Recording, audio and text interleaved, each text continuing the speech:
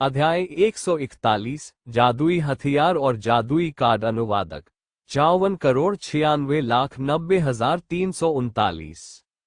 बड़ी क्षमता वाली मशीन गनें सड़कों पर कहर बरपा रही थीं, जिससे पूरी सड़क पर अराजकता फैल गई थी। सभी पैदल यात्री चिल्लाने लगे और घबराकर चकमा देने लगे, लेकिन अभी भी ऐसे लोग थे जो मशीन गन की छिटपुट गोलियों की चपेट में आ गए और एक के बाद एक सड़क पर गिर पड़े। सामने के अंगरक्षक की कार को छत्ते में गोली मार दी गई थी और अंदर के सभी अंगरक्षकों को गोली मार दी गई थी। पीछे की गाड़ियां भी गोलियों के छेद से ढकी हुई थीं और विंडशील्ड टूटकर खून से सनी हुई थीं। अचानक जिन अंगरक्षकों पर हमला हुआ, उन्होंने तुरंत छिपने की तलाश की और मशीन गनर पर जवाबी गोलीबारी शुरू कर दी। हालांकि क्योंकि मशीन गनर ने अपने सामने एक स्टील प्लेट खड़ी कर रखी थी, गोलियां स्टील प्लेट से टकराईं और बेतरतीब ढंग से इधर उधर उड़ गईं, लेकिन वे आइस बियर एलायंस के बहादुर आदमी को नहीं मार सके, जो बेतहाशा गोलीबारी कर रहा था। इवानोव के अधिकांश अंगरक्षक सेवानिवृत्त सैनिक थे और उनमें कुछ विशेषज्ञ भी थे। लगभग 1 मिनट की लड़ाई के बाद एक अंगरक्षक ने सफलतापूर्वक कार में ग्रेनेड फेंका, जो जोरदार धमाके के साथ फट गया। मशीन गनर को ग्रेनेड से उड़ा दिया गया और अंगरक्षकों को अंततः उनकी दबी हुई स्थिति से मुक्त कर दिया गया। लेकिन इससे पहले कि वे अपनी सांसें संभाल पाते, अचानक एक मोटरसाइकिल की तेज गर्जना सुनाई दी।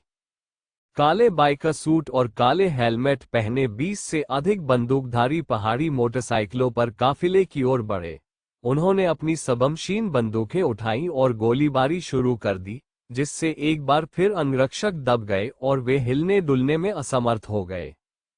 पार्गो, जो कार में बैठा था, बाहर की स्थिति को देखता रहा। उसकी पुतलियां अचानक सिकुड़ गईं और वह चिल्लाया, कार से बाहर निकलो। उसने लात मारकर दरवाजा खोला और इवानोव के साथ कार से बाहर कूद गया। इवानोव दुखी अवस्था में पार्गो के साथ कार से बाहर कूद गया। उसकी नजर सड़क के कोने पर पड़ी और वह ये देखकर चौंक गया कि एक दुश्मन एक रॉकेट लॉन्चर ले जा रहा था, जो उसकी कार को निशाना बना रहा था और ट्रिगर खींच रहा था। एक धधकता हुआ ग्रेनेड दागा गया और वह कार पर जोर से लगा। बूम! एक विशाल विस्फोट के बाद इवानोव की कार उछल गई और उसी समय एक बड़े आग के गोले में बदल गई। हवा में गहरा काला धुआं उठा और विस्फोट की सदमे की लहर ने कई अंगरक्षकों को पास फेंक दिया। पब फ्यूचर द्वारा विज्ञापन, मिस्टर इवानोव की रक्षा करें और हिले नहीं। आग! पार्गो ने चेतावनी दी। उसने जमीन पर गिरी सबमशीन गन उठाई और पास आ रहे मोटरसाइकिल गनर पर जवाबी फायरिंग शुरू कर दी। हालांकि उसने अभी भी राक्षस सैनिक कवच पहना हुआ था, लेकिन इससे उसकी सामरिक गतिविधियों पर कोई असर नहीं पड़ा। मैगजीन जल्दी से खाली हो गई और पार्गो ने अपने हाथ से सबमशीन गन गिरा दी। फिर उसने अपनी कमर से पुराने जमाने की TT-33 पिस्तौल निकाली और तेज रफ्तार मोटरसाइकिल गनर पर 3 गोलियां चलाईं। बंदूकधारी को सीने में गोली मारी गई और उसका शरीर मोटरसाइकिल से गिर गया। गिरने के बाद अनियंत्रित मोटरसाइकिल भी सड़क पर फिसल गई, जिससे लंबी चिंगारी निकली और एक कार से जा टकराए। एक और मोटरसाइकिल गनर पार्गो पर झपटा। उनका ड्राइविंग कौशल अच्छा था और उन्होंने सवारी करते समय फायरिंग की, यहां तक कि वह पार्गो के शॉट से भी बच गया और उसके सामने पहुंच गया। फायरिंग पिन की आवाज से पार्गो के हाव भाव बदल गए, लेकिन वह झिझका नहीं। उसने तुरंत पिस्तौल हटा दी और अपनी कमर से राक्षस तलवार खींच ली। उसने इसे मोटरसाइकिल गनर पर घुमाया जो गोली चलाने वाला था। PA-50 चमकता हुआ ब्लेड मोटरसाइकिल गनर के शरीर के पार चला गया जैसे कि यह कोई भ्रम हो, लेकिन पार्गो को अच्छी तरह पता था कि ब्लेड ने दुश्मन को मारा है। हुआला! मोटरसाइकिल गनर के शरीर से खून बह निकला, जो अभी अभी पार्गो के पास से गुजरा था और उसका शरीर 2 हिस्सों में बंट गया था। यहां तक कि जिस मोटरसाइकिल पर वह सवार था वह भी 2 हिस्सों में बंट गई थी। इस तरह के चौंकाने वाले दृश्य ने तुरंत दोनों पक्षों का ध्यान आकर्षित किया। उसी समय कई मोटरसाइकिल गनर ने अपने हथियारों को पार्गो पर निशाना बनाया और उसी समय गोलीबारी की। पार्गो का दिल कड़ा हो गया। वो चकमा देना चाहता था, लेकिन तब तक बहुत देर हो चुकी थी क्योंकि गोली उसके शरीर में लग चुकी थी। कई तेज आवाजों के बाद निशानेबाज ये देखकर हैरान रह गए कि उनकी गोलियां पार्गो के कवच को भेद नहीं सकी। पार्गो, जो अभी अभी मौत से बच गया था, उत्साह से दहाड़ने लगा। वो मोटरसाइकिल सवारों में से एक के सामने पहुंचा और उस पर चाकू से हमला कर दिया। चाकू पार हो गया, व्यक्ति टूट गया और मोटरसाइकिल दो हिस्सों में बंट गई। अपने हाथ में तेज दानव ब्लेड को देखकर और अपने शरीर पर दानव कवच को छूकर पार्गो युद्ध के इरादे से भर गया था। उसने अपना मुखौटा उतार दिया और दूसरे मोटरसाइकिल गनर पर झपटा। दूर छुपे दर्शक चकित होकर इस विचित्र दृश्य को देख रहे थे। उनके हृदय आश्चर्य और उत्साह से भरे हुए थे। उन्होंने कभी सपने में भी नहीं सोचा था कि दुनिया में ऐसी कोई धारदार कृपाण भी होगी जो मोटरसाइकिल को आसानी से काट देगी। ऐसा मजबूत कवच होगा जो सबमशीन गन के लगातार शॉट्स का सामना कर सके। बख्तरबंद एम्बुशर वास्तव में बंदूकधारी एम्बुशर को पीछे हटने के लिए इन ठंडे हथियारों पर निर्भर करता था। शायद पार्गो की लड़ाई की भावना ने उसके साथियों को प्रेरित किया था। राक्षस सैनिक कवच में बाकी गार्ड भी चिल्लाए और अपने राक्षस सैनिकों के साथ लड़ाई में शामिल हो गए। उन्होंने गोलियों को अपने पूरे शरीर पर उड़ा लिया और लगातार 6 लोगों को उनके वाहनों सहित मार डाला। आखिरकार मोटरसाइकिल बंदूकधारी पूरी तरह डर गए। इवानोव, जो आड़ के पीछे छिपा हुआ था, ने एक गहरी सांस ली और जीर्ण शीर्ण सड़क को देखा। उसकी आंखों में एक ठंडी रोशनी चमक उठी। वह जानता था कि यदि यह उच्च कुलीनों की सुरक्षा के लिए नहीं होता तो संभवतः उसका पुनर्जन्म होता। धत तेरी की, चाहे तुम कोई भी हो, मैं तुम्हें कभी जाने नहीं दूंगा। इवानोव की निर्ममता का मतलब था कि उसके पैरों के नीचे की जमीन एक और खूनी तूफान लाने वाली थी। उसके बगल के 2 अंगरक्षकों ने धीरे से अपना सिर बाहर निकाला और पाया कि दुश्मन पीछे हट गए हैं। फिर उन्होंने इवानोव को अपने साथ खड़े होने और तुरंत सुरक्षित स्थान पर जाने के लिए तैयार होने का इशारा किया। हालांकि जैसे ही इवानोव खड़ा हुआ, उसके बगल का एक अंगरक्षक कांप उठा और उसकी छाती से खून बहने लगा।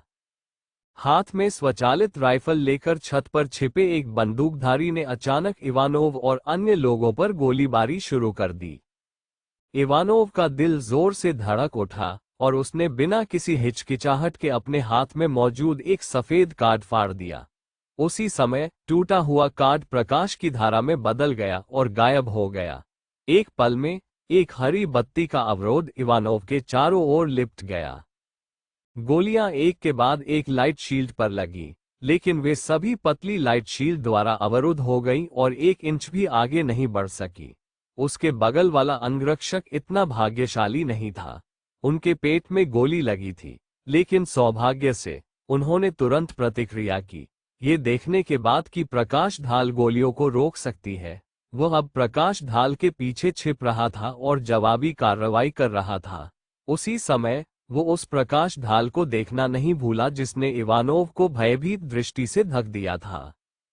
उन्होंने ऐसी चीजें केवल साइंस फिक्शन फिल्मों में ही देखी थी। उसे उम्मीद नहीं थी कि इस बार यह उसकी आंखों के सामने आएगा। वो चौंका कैसे नहीं? बंदूकधारी के अचानक हमले से हर कोई घबरा गया, लेकिन फिर उसे 1 दर्जन से अधिक बंदूकों से बंद कर दिया गया। इससे पहले कि उसके हाथ की मैगजीन खत्म हो जाती, बंदूकधारी का सिर उड़ गया। इमारत के ऊपर से गिरने के बाद वह एक कार की छत से जोर से टकराया, जिससे अलार्म बजने लगा। 5 सेकंड बाद प्रकाश ढाल गायब हो गई और इवानोव पार्ल द हाई की आड़ में एक ऑफ रोड वाहन में चढ़ गया और तुरंत गोलीबारी के दृश्य को छोड़ दिया। इस बार हंगामा बहुत बड़ा था और उनका मानना था कि इससे जल्द ही आइस बियर एलायंस के आधिकारिक बलों द्वारा जांच की जाएगी।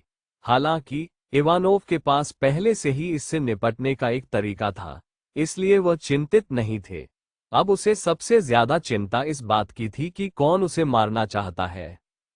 आंख के बदले आंख, दांत के बदले दांत, यह इवानोव का जीवन सिद्धांत था। इसलिए जो लोग उसे चोट पहुंचाना चाहते थे उन्हें उसके प्रचंड क्रोध को झेलने के लिए तैयार रहना पड़ा। बेशक इससे पहले उसे अभी भी ओरेकल का दौरा करना था। यदि यह राक्षसी हथियार और जादुई कार्ड नहीं होता जो उसने उसे दिया था, इवानोव, जो कार में बैठा था, एक खूनी लाश होती।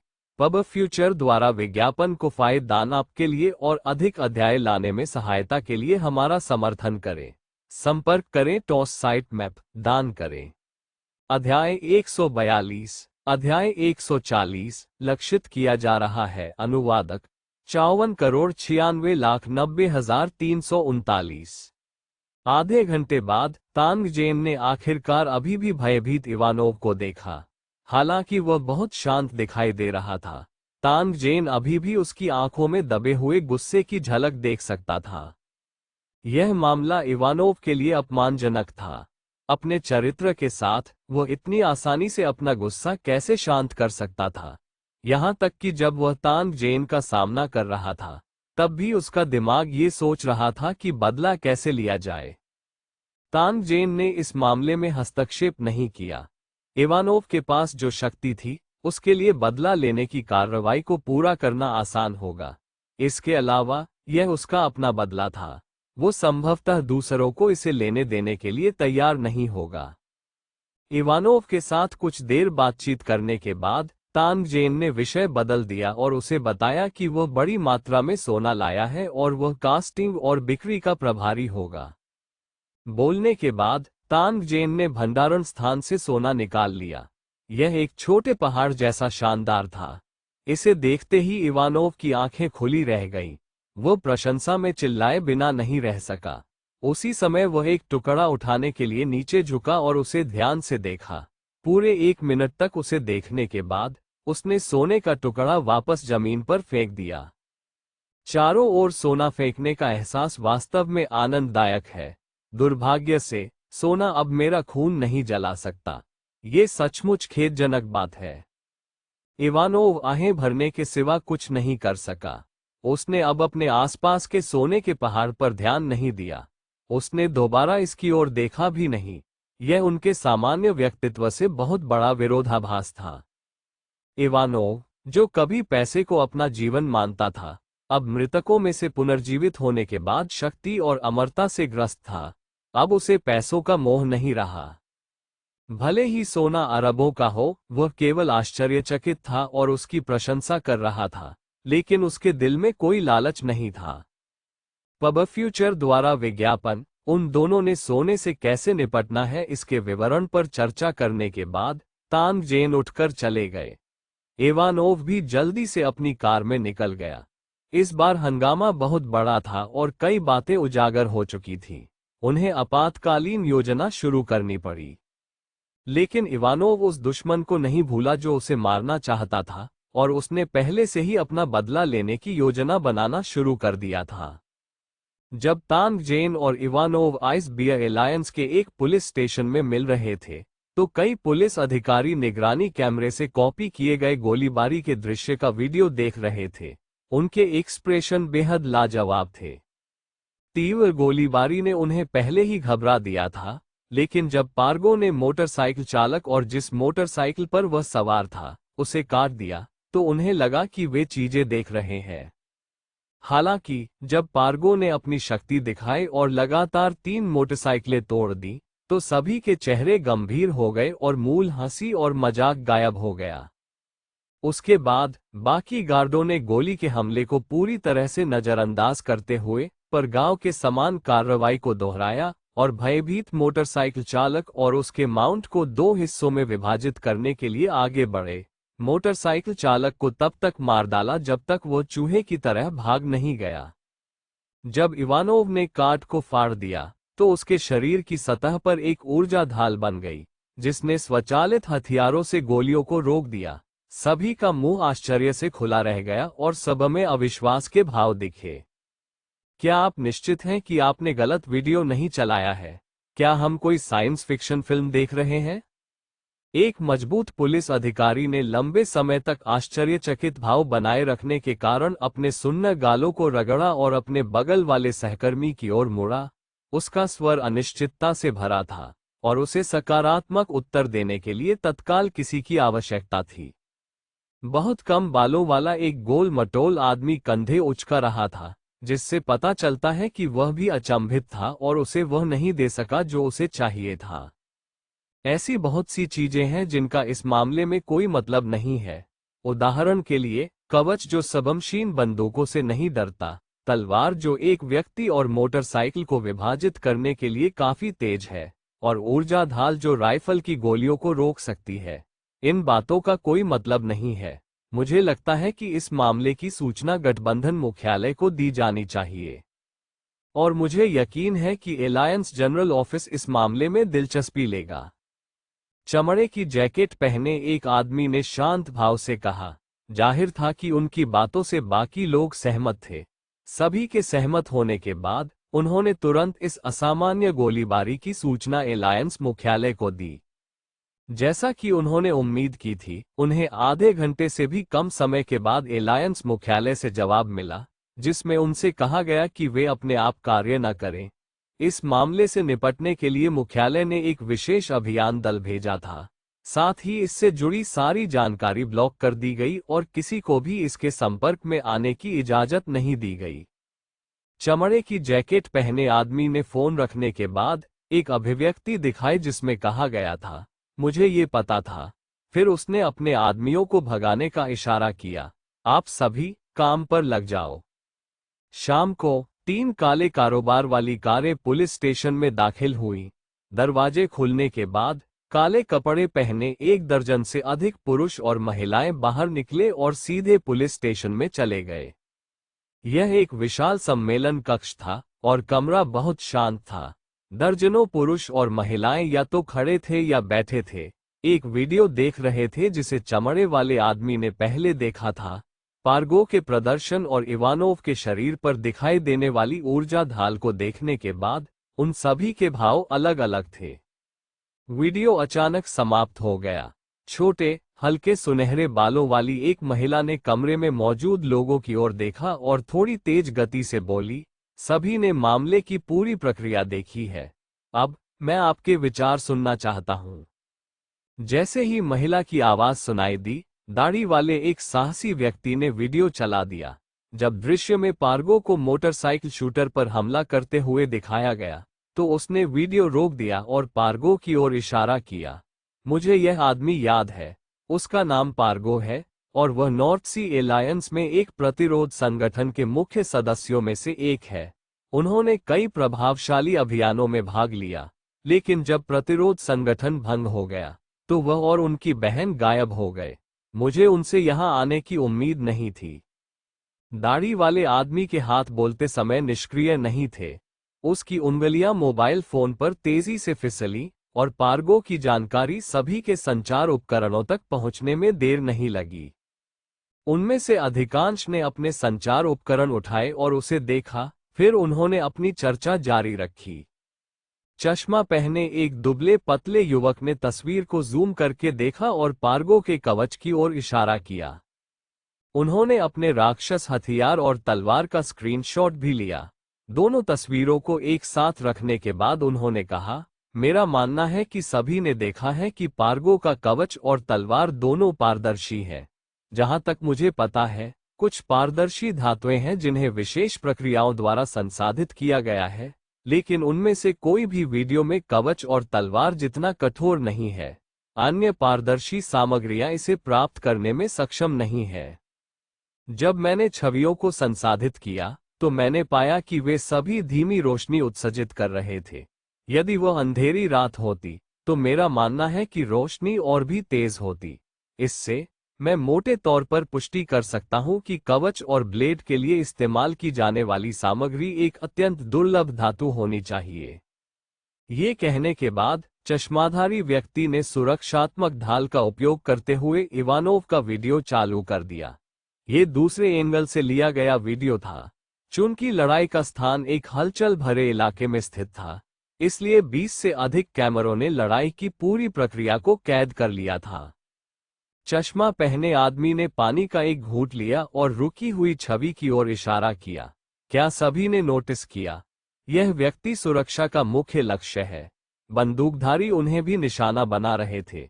हालांकि जब उन्हें अचानक गोली मारी गई, तो उनके शरीर के चारों ओर एक विज्ञानफाई ऊर्जा ढाल दिखाई दी।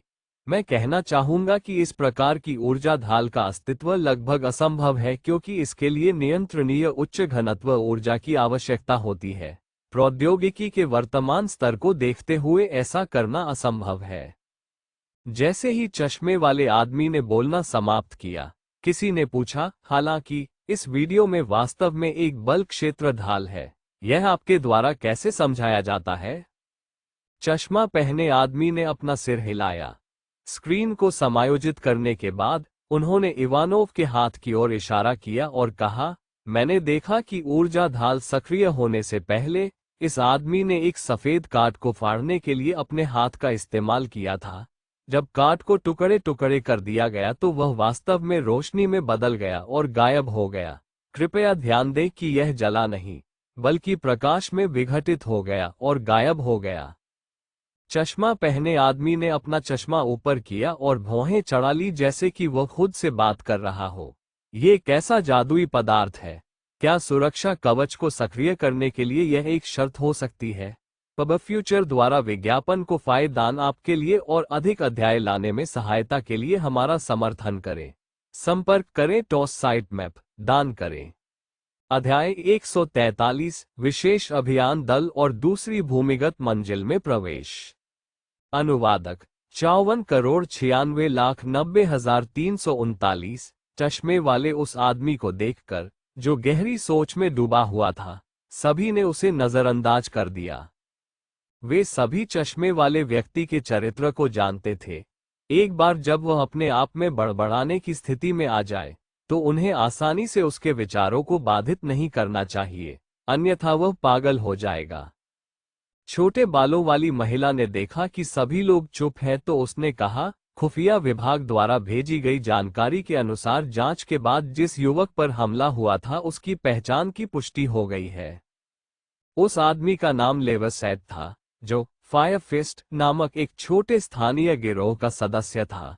कुछ समय पहले गिरोह के सभी सदस्यों की गोली मारकर हत्या कर दी गई थी, लेकिन जानकारी से पता चला कि फायर फिस्ट पर हमला होने से पहले लेवसेट गायब हो गया था। लापता होने से पहले उसने एक गिरोह के ऑपरेशन में भाग लिया था और इवानोव नामक एक हथियार डीलर फायर फिस्ट के प्रतिद्वंद्वी को मारने की कोशिश की थी। हालांकि अंतिम परिणाम ये हुआ कि इस ऑपरेशन में भाग लेने वाले सभी सदस्य गायब हो गए थे और इवानोव नाम का हथियार डीलर भी गायब हो गया था। बाद में स्थानीय पुलिस को उपनगरों में 2 कबाड़ हुई कारें मिली। शवों पर गोलियों के निशान थे और कई जले हुए शव थे जो पहचान से परे थे। हालांकि उन्हें पहचानना असंभव था, लेकिन ये बहुत कम संभावना थी कि वे फायर फिस्ट के सदस्य थे। चीजें इस बिंदु पर समाप्त हो जानी चाहिए थी और ऐसा लग रहा था कि लेवसेट और इवानोव दोनों मर चुके थे। हालांकि बाद में कुछ और हुआ जिससे स्थिति बदल गई। कुछ दिनों बाद उपनगरीय इलाके के एक विला में भीषण गोलीबारी हुई। हमलावरों में से एक उग्र मुट्ठी के सदस्य थे और जिस विला को उन्होंने घेर लिया था वह वास्तव में इवानोव के पुराने घोंसलों में से एक था। लड़ाई लगभग 20 मिनट तक चली और फायर फिस्ट के सभी सदस्य मारे गए। इस दौरान 2 ग्रुप के लोग विला से बाहर चले गए। खुफिया विभाग ने आसपास के चौराहों का निगरानी वीडियो निकाला और पुष्टि की कि 3 पुरुष और 1 महिला चले गए थे।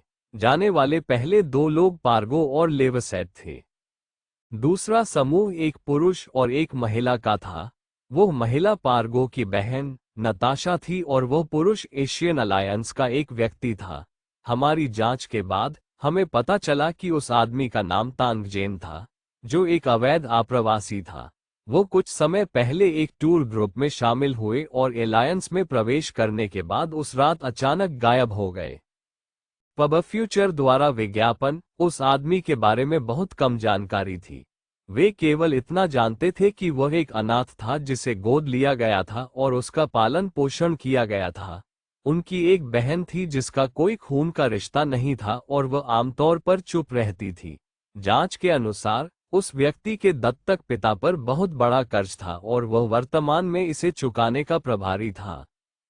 बाद में खुफिया विभाग को पता चला कि जिस दिन इवानोव पर हमला हुआ था, एशियन अलायंस का आदमी इवानोव के आदमियों की कार चला रहा था और पास में दिखाई दिया था।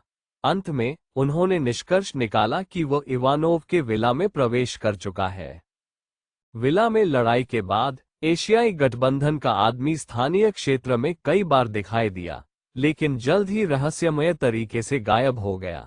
लेवेसेट, जो मूल रूप से फायर फिस्ट का सदस्य था, ने कुछ अज्ञात तरीकों से इवानोव की सेना पर सफलतापूर्वक कब्जा कर लिया था। फिर पार्गो के आदेश के तहत उसने अग्नि मुट्ठी के सभी सदस्यों को समाप्त कर दिया था। उसके बाद लेवेसेट स्थानीय प्रभावशाली हस्तियों के संपर्क में रहा। उन्होंने कुछ अज्ञात साधनों का उपयोग किया और कई स्थानीय प्रभावशाली हस्तियों का सफलतापूर्वक पूर्ण समर्थन प्राप्त किया। अब वह स्थानीय भूमिगत सेनाओं का नेता बन गया था। इस स्ट्रीट बंदूक लड़ाई की योजना शक्तिशाली लेवेसेट को मारने के लिए स्थानीय बलों के पुराने नेताओं द्वारा बनाई गई थी। हालांकि विभिन्न दुर्घटनाओं के कारण वे असफल रहे। मुझे विश्वास है कि लेवेसेट जल्द ही बदला लेगा। छोटे बालों वाली महिला ने भीड़ की ओर देखा और कहा, ये सारी जानकारी है जो खुफिया विभाग के पास इस समय है। तुम लोग क्या सोचते हो? छोटे बालों वाली महिला के बगल में एक लंबी युवा महिला पहले बोली, मेरे कुछ प्रश्न हैं। सबसे पहले, लेवेसेट ने इवानोव की सेना पर कब्जा कैसे किया? आखिरकार दोनों पक्ष एक दूसरे के विरोधी थे। अगला एशियन अलायंस का आदमी है। मुझे नहीं लगता कि उनकी उपस्थिति संयोगवश थी। उसका ठिकाना रहस्यमय है और संभावना है कि उसने इन घटनाओं में महत्वपूर्ण भूमिका निभाई हो। इसलिए खुफिया विभाग को उसके बारे में अपनी जांच मजबूत करने की जरूरत है। आखिरकार इवानोव मर गया या नहीं? क्या वह इन चीजों में शामिल है? महिला के बोलने के बाद सभी ने सिर हिलाया। फिर किसी ने सुझाव दिया कि उन्हें तुरंत इवानोव के विला जाना चाहिए, क्योंकि विला में गोलीबारी समाप्त होने के बाद लेविटेट वहां रह रहा था और अक्सर शक्तिशाली लोग विला के अंदर और बाहर आते जाते रहते थे। 10 मिनट बाद 3 वाणिज्यिक वाहन पुलिस स्टेशन से चले गए और तेजी से इवानोव के विला की ओर चले गए। उनके पीछे आइस बियर एलायंस के दर्जनों विशेष पुलिस वाले थे। हालांकि जब पूरी तरह से सशस्त्र पुलिस विला में पहुंची तो उन्होंने पाया कि जगह लंबे समय से खाली थी। हालांकि स्पेक ऑप्स सदस्यों ने दुर्घटनावश एक गुप्त तहखाने की खोज की। इसे खोलने की पूरी कोशिश करने के बाद उन्होंने पाया कि पूरा बेसमेंट गंभीर रूप से क्षतिग्रस्त हो गया था। हालांकि वे अभी भी देख सकते थे कि फर्श और दीवारों पर बड़ी मात्रा में कटे के निशान थे। ऐसा लग रहा था मानो कुछ हटा दिया गया हो। खाली हाथ लौटे विशेष ऑपरेशन दल के सदस्य अनिच्छुक थे। उन्होंने तुरंत तांग जेन और अन्य 3 का शिकार करना शुरू कर दिया। हालांकि उन्हें तुरंत पता चला कि ये 4 लोग दुनिया से गायब हो गए थे। उन्होंने कितनी भी कोशिश की, उन्हें उनका कोई निशान नहीं मिला। मामला कुछ समय के लिए गतिरोध में भी चला गया था। तांग जेन को नहीं पता था कि मूल दुनिया में क्या हो रहा था, क्योंकि वह अपने आदमियों का नेतृत्व कर रहा था और धीरे धीरे फॉलआउट आश्रय की दूसरी भूमिगत मंजिल का दरवाजा खोल रहा था। यह एक अत्यंत मोटा और भारी धातु का दरवाजा था जिसने दूसरी भूमिगत मंजिल के प्रवेश द्वार को कसकर बंद कर दिया था। इस धातु के दरवाजे को सफलतापूर्वक खोलने से पहले तांग जेन ने लंबे समय तक इसका अध्ययन किया। गियर के आड़े तिरछे चलने की गड़गड़ाहट की आवाज उनके कानों में गूंज रही थी। सभी ने सधी हुई मुद्रा में अपने हाथों में हथियार उठाए। टैंग जेन एक हाथ में मशीन गन लेकर सबसे आगे खड़ा था। धीरे धीरे खुलते दरवाजे को देखते हुए उसकी आंखें नहीं झपकी। दरवाजा पूरी तरह से खुला था, लेकिन उम्मीद के मुताबिक राक्षसों का कोई बड़ा समूह नहीं था। धातु के दरवाजे के पीछे सन्नाटा था। वहां कोई हलचल नहीं थी, कोई रोशनी नहीं थी और यह इतना शांत था कि यह डरावना था। तांग जेन ने सर्वांगीण डिजिटल युद्ध इंटरफेस को सक्रिय किया और थोड़ी देर के लिए चारों ओर देखा। ये पुष्टि करने के बाद कि कोई खतरा नहीं है, उन्होंने मोर्चा संभाला और मार्ग में कदम रखा। अन्य लोग भी उनके पीछे पीछे चले और एक के बाद एक प्रवेश करते गए। शांत मार्ग में कदमों की आवाज गूंज रही थी। दर्जनों तेज फ्लैशलाइटों ने मार्ग को रोशन कर दिया। तांग जेन ने चारों ओर देखा, लेकिन उसे प्रकाश को नियंत्रित करने के लिए ग्लिटेगोल्ड रेस द्वारा उपयोग किया जाने वाला स्विच नहीं मिला। सीढ़ियों की आखिरी उड़ान पार करने के बाद तांग जेन पहले ही आधिकारिक तौर पर दूसरी भूमिगत मंजिल में कदम रख चुका था। चूंकि कोई प्रकाश स्रोत नहीं था, तांग जेन की दृष्टि न केवल काली थी, बल्कि नक्शा भी वही था। इंफ्रारेड डिटेक्शन, ध्वनि तरंग रडार और अन्य कार्य सभी सक्रिय थे, लेकिन वे अभी भी इस मंजिल पर स्थिति को पूरी तरह से प्रदर्शित करने में असमर्थ थे। उसकी आंखों में जो कुछ भी गया वो धुंधला था। वहां कोई हिलती डुलती वस्तु नहीं थी, मानो ये स्थान कोई मृत क्षेत्र हो। तांग जेन ने इस अजीब स्थिति का सामना करते हुए अनजाने में अपनी सतर्कता बढ़ा दी।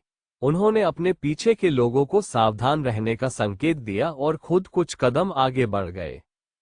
तांग जेन का एक पैर धातु के फर्श के टुकड़े पर पड़ा। हालांकि उसे उम्मीद नहीं थी कि फर्श से अचानक तेज आवाज निकलेगी। इसके तुरंत बाद वह ये जानकर चौंक गया कि जमीन पर धातु का फर्श वास्तव में एक के बाद एक चमक रहा था। हालांकि पूरी मंजिल पर रोशनी नहीं थी। इसके बजाय यह एक शतरंज बोर्ड की तरह था जो बहुत दूर तक फैला हुआ था। तांग जेन ने मानचित्र पर प्रदर्शित छवि का निरीक्षण करने के लिए प्रकाश का उपयोग किया। ये पता चला कि ये दूसरी भूमिगत मंजिल वास्तव में बिना किसी सहारे के एक बहुत बड़ी जगह थी। फर्श की रोशनी की चमक अधिक नहीं थी। चांदनी रात में ये पवित्र ड्रैगन शहर की घाटी जैसा लग रहा था, लेकिन तांग जेन के लिए ये पूरी दूसरी भूमिगत मंजिल को देखने के लिए पर्याप्त था। इस समय तांग जेन को दूसरी भूमिगत मंजिल की 4 दीवारों पर कुछ खड़ा हुआ दिखाई दिया। केवल एक नजर डालने के बाद तांग जेन के चेहरे पर एक चौंकाने वाली अभिव्यक्ति प्रकट हुई। वह पलटा और जोर से चिल्लाया, जल्दी से पहली मंजिल पर चले जाओ। तांग जेन की आवाज अभी सुनाई ही दी थी कि अचानक 4 दीवारों पर अनगिनत जोड़ी लाल आंखें दिखाई दी। साथ ही सुरंग का दरवाजा भी धीरे धीरे बंद होने लगा। पब फ्यूचर द्वारा विज्ञापन को फायदेमंद आपके लिए और अधिक अध्याय लाने में सहायता के लिए हमारा समर्थन करें। संपर्क करें। टॉस साइट मैप दान करें। अध्याय 144, अध्याय 142, फावड़ा ट्रक बाल्टी कठपुतली। अनुवादक 54,96,90,339। तांग जेन का अनुस्मारक अभी भी बहुत देर हो चुकी थी। गिया घिसने की तेज आवाज के बाद मार्ग का दरवाजा पहले ही तेजी से बंद कर दिया गया था। एक भी गैप पीछे नहीं छोड़ा गया और एकमात्र निकास काट दिया गया। बाहर के दरवाजे की रखवाली के लिए जिम्मेदार होली ड्रैगन सिटी के सैनिकों ने सख्ती से स्विच खींचा, धातु के दरवाजे को फिर से खोलने की कोशिश की, लेकिन कोई प्रतिक्रिया नहीं हुई।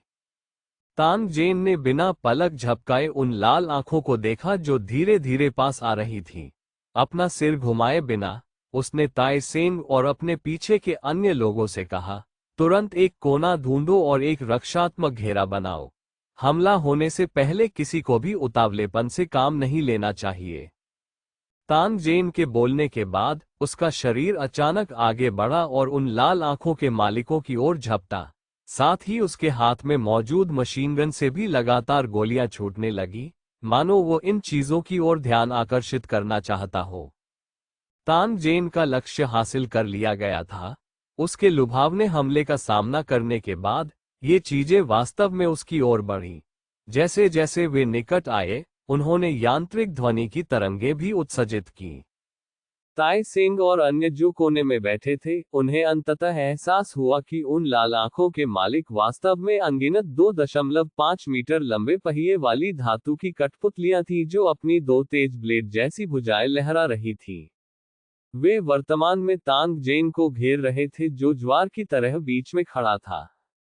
वस्तुओं के पास से गुजरने के कारण मंद रोशनी लगातार टिमटिमा रही थी।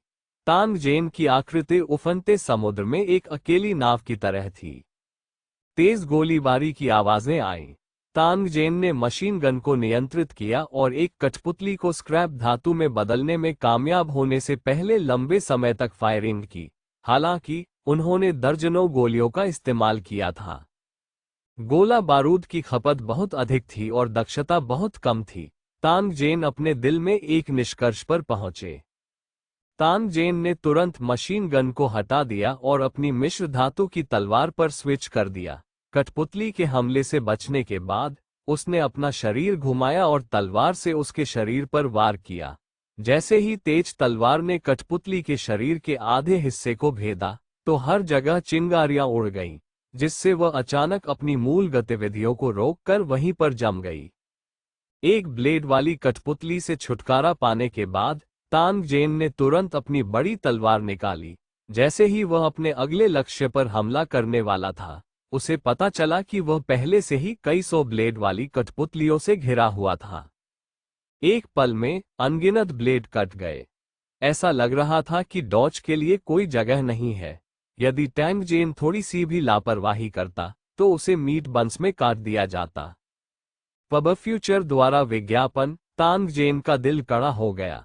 जल्दी से एक रास्ता ढूंढने के बाद उसने अनगिनत ब्लेड वाली कठपुतलियों के सिर पर छलांग लगाने में संकोच नहीं किया, जो आकाश में अपने तेज ब्लेड लहरा रहे थे।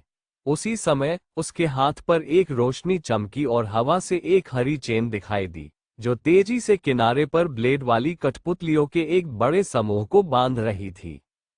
हरित श्रृंखला को अनिश्चित काल तक नहीं बढ़ाया जा सका।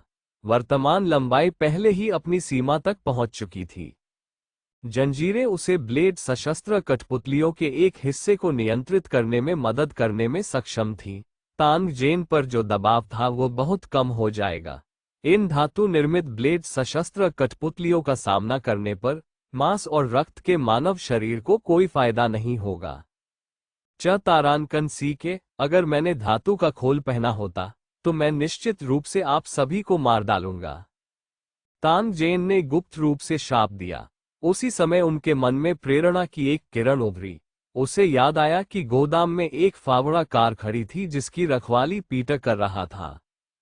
ब्लेड वाली कठपुतली से निपटने के लिए गाड़ी का उपयोग करना एक अच्छा विचार प्रतीत हुआ।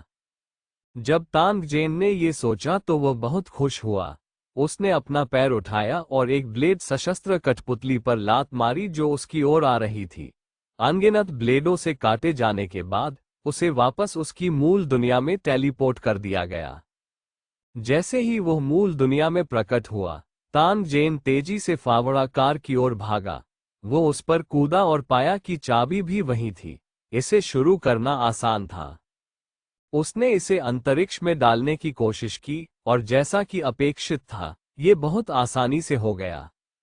जब फोकलिफ्ट ने इन ब्लेड वाली कठपुतलियों का सामना किया तो उसे निश्चित रूप से जबरदस्त फायदा हुआ होगा। हालांकि तानजेन को यकीन नहीं था कि इसके नाजुक टायर ब्लेड वाली कठपुतलियों की मार झेल पाएंगे या नहीं। वह अब ज्यादा परवाह नहीं कर सकता था।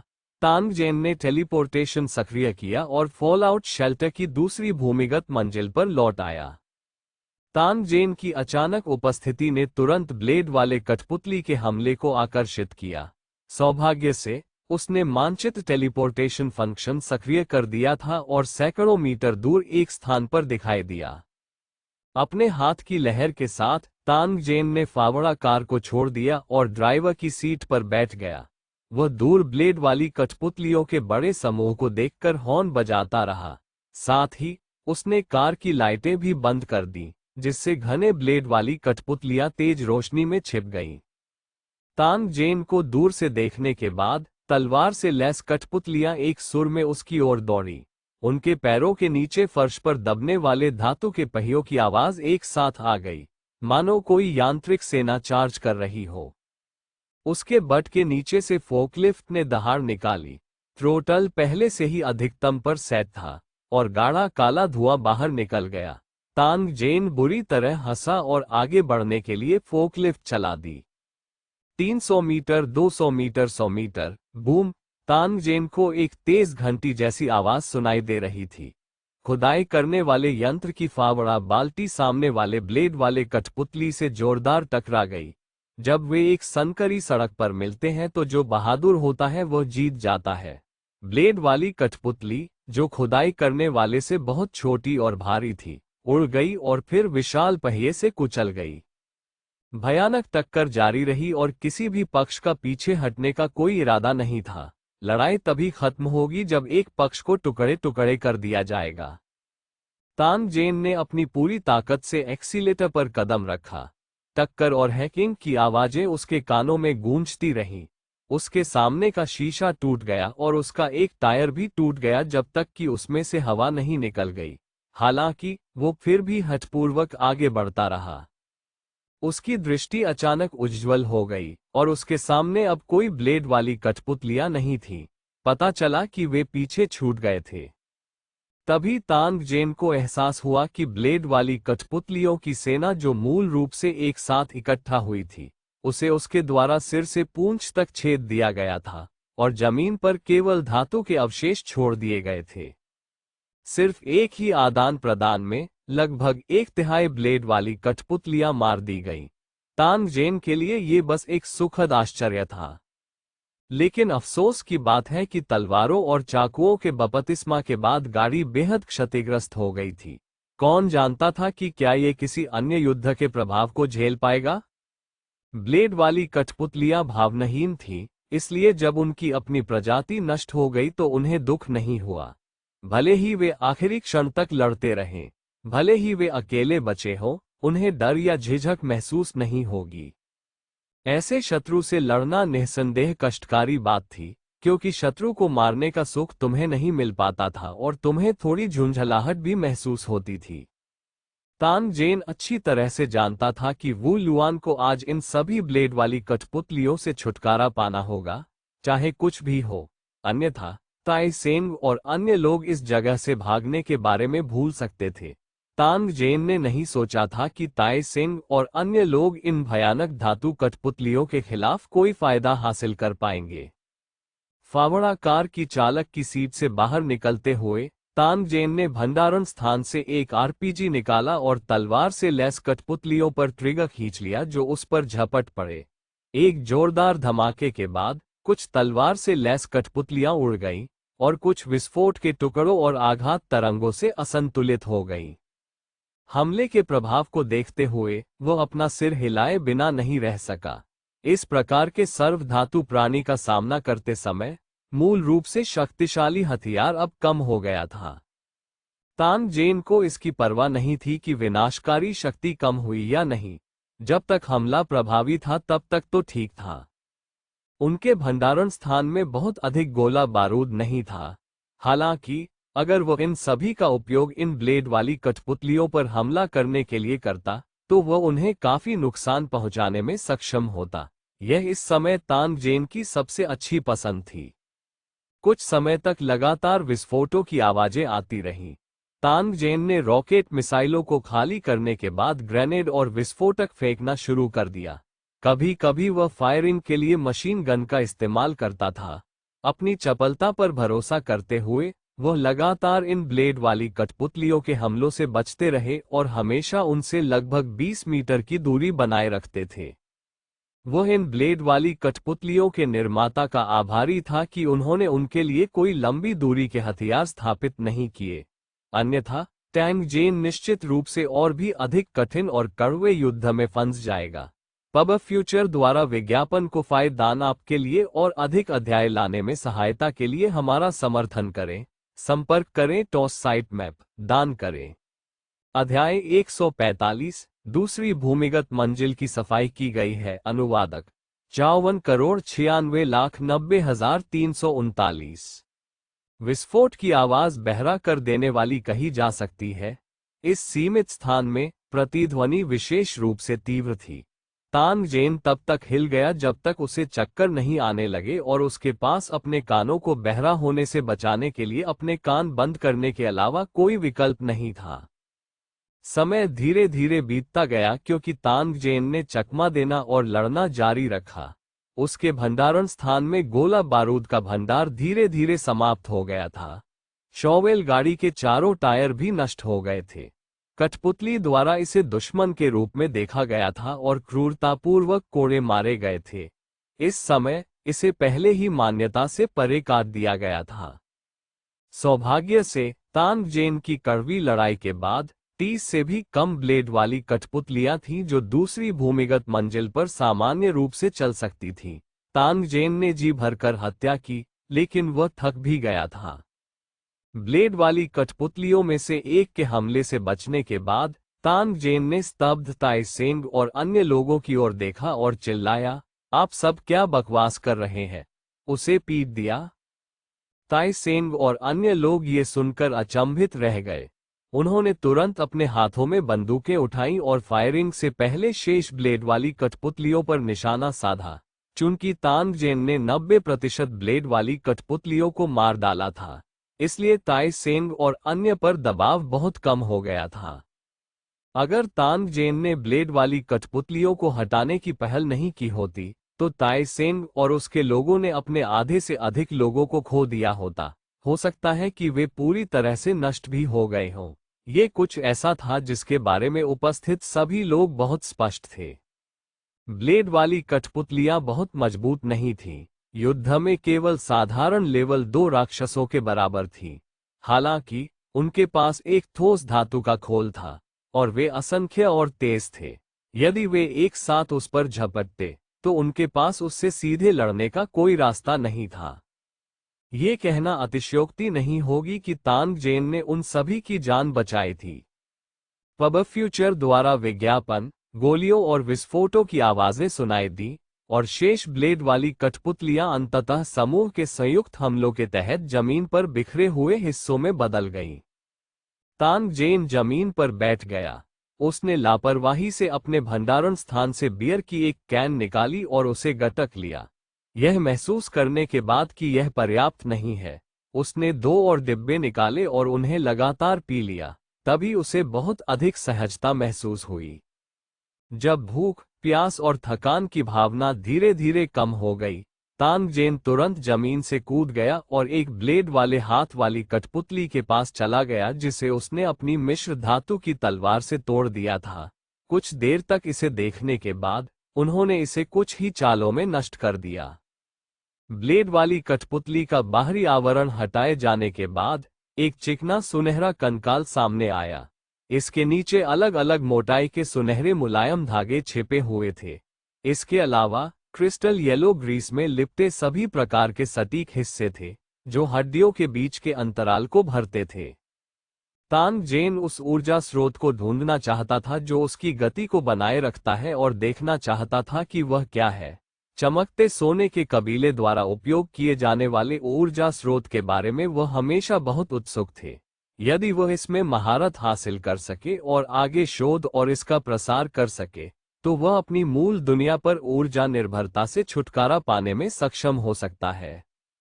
दुर्भाग्य से इस ब्लेड वाली कठपुतली की आंतरिक संरचना बेहद सटीक थी।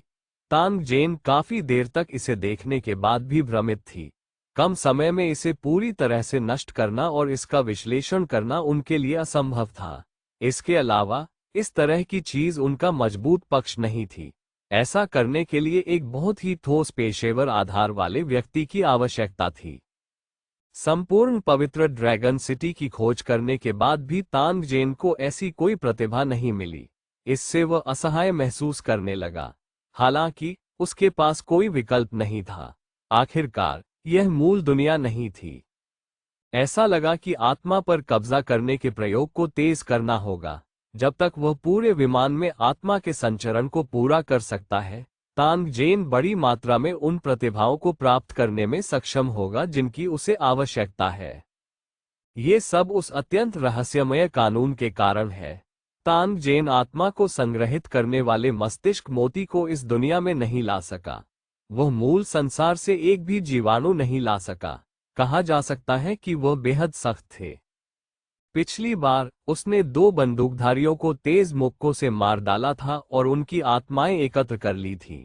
हालांकि जब तानजेन ने मानव आत्माओं को संग्रहित करने वाले 2 मस्तिष्क मोतियों को क्रमशः भंडारण स्थान और अपने हाथ में रखा, तो उन्होंने पाया कि संचरण पूरा होने के बाद 2 मस्तिष्क मोती पूरी तरह से नष्ट हो गए थे। अंदर की आत्माएं भी पूरी तरह खत्म हो चुकी थीं। इसकी वजह यह भी थी कि तानजेन के पास केवल एक ही रास्ता बचा था जिसे वह अपना सकता था, जो कि अपनी आत्मा को विमान के पार पहुंचाना था। इस अवधि के दौरान तानगजेन के समर्पित शोध के बाद इवानोव जैसे लोग, जिनके मस्तिष्क में एक मस्तिष्क मन का था, मृत्यु के समय अपनी आत्मा को दूसरे अतिरिक्त शरीर में स्थानांतरित कर सकते थे और स्वचालित रूप से पुनर्जन्म पूरा कर सकते थे। पबफ्यूचर द्वारा विज्ञापन। हालांकि इस प्रकार का पुनर्जन्म केवल एक ही स्तर पर पूरा किया जा सकता है। इसके अलावा अभी भी कुछ छोटी मोटी समस्याएं थीं जिनका समाधान होना बाकी था।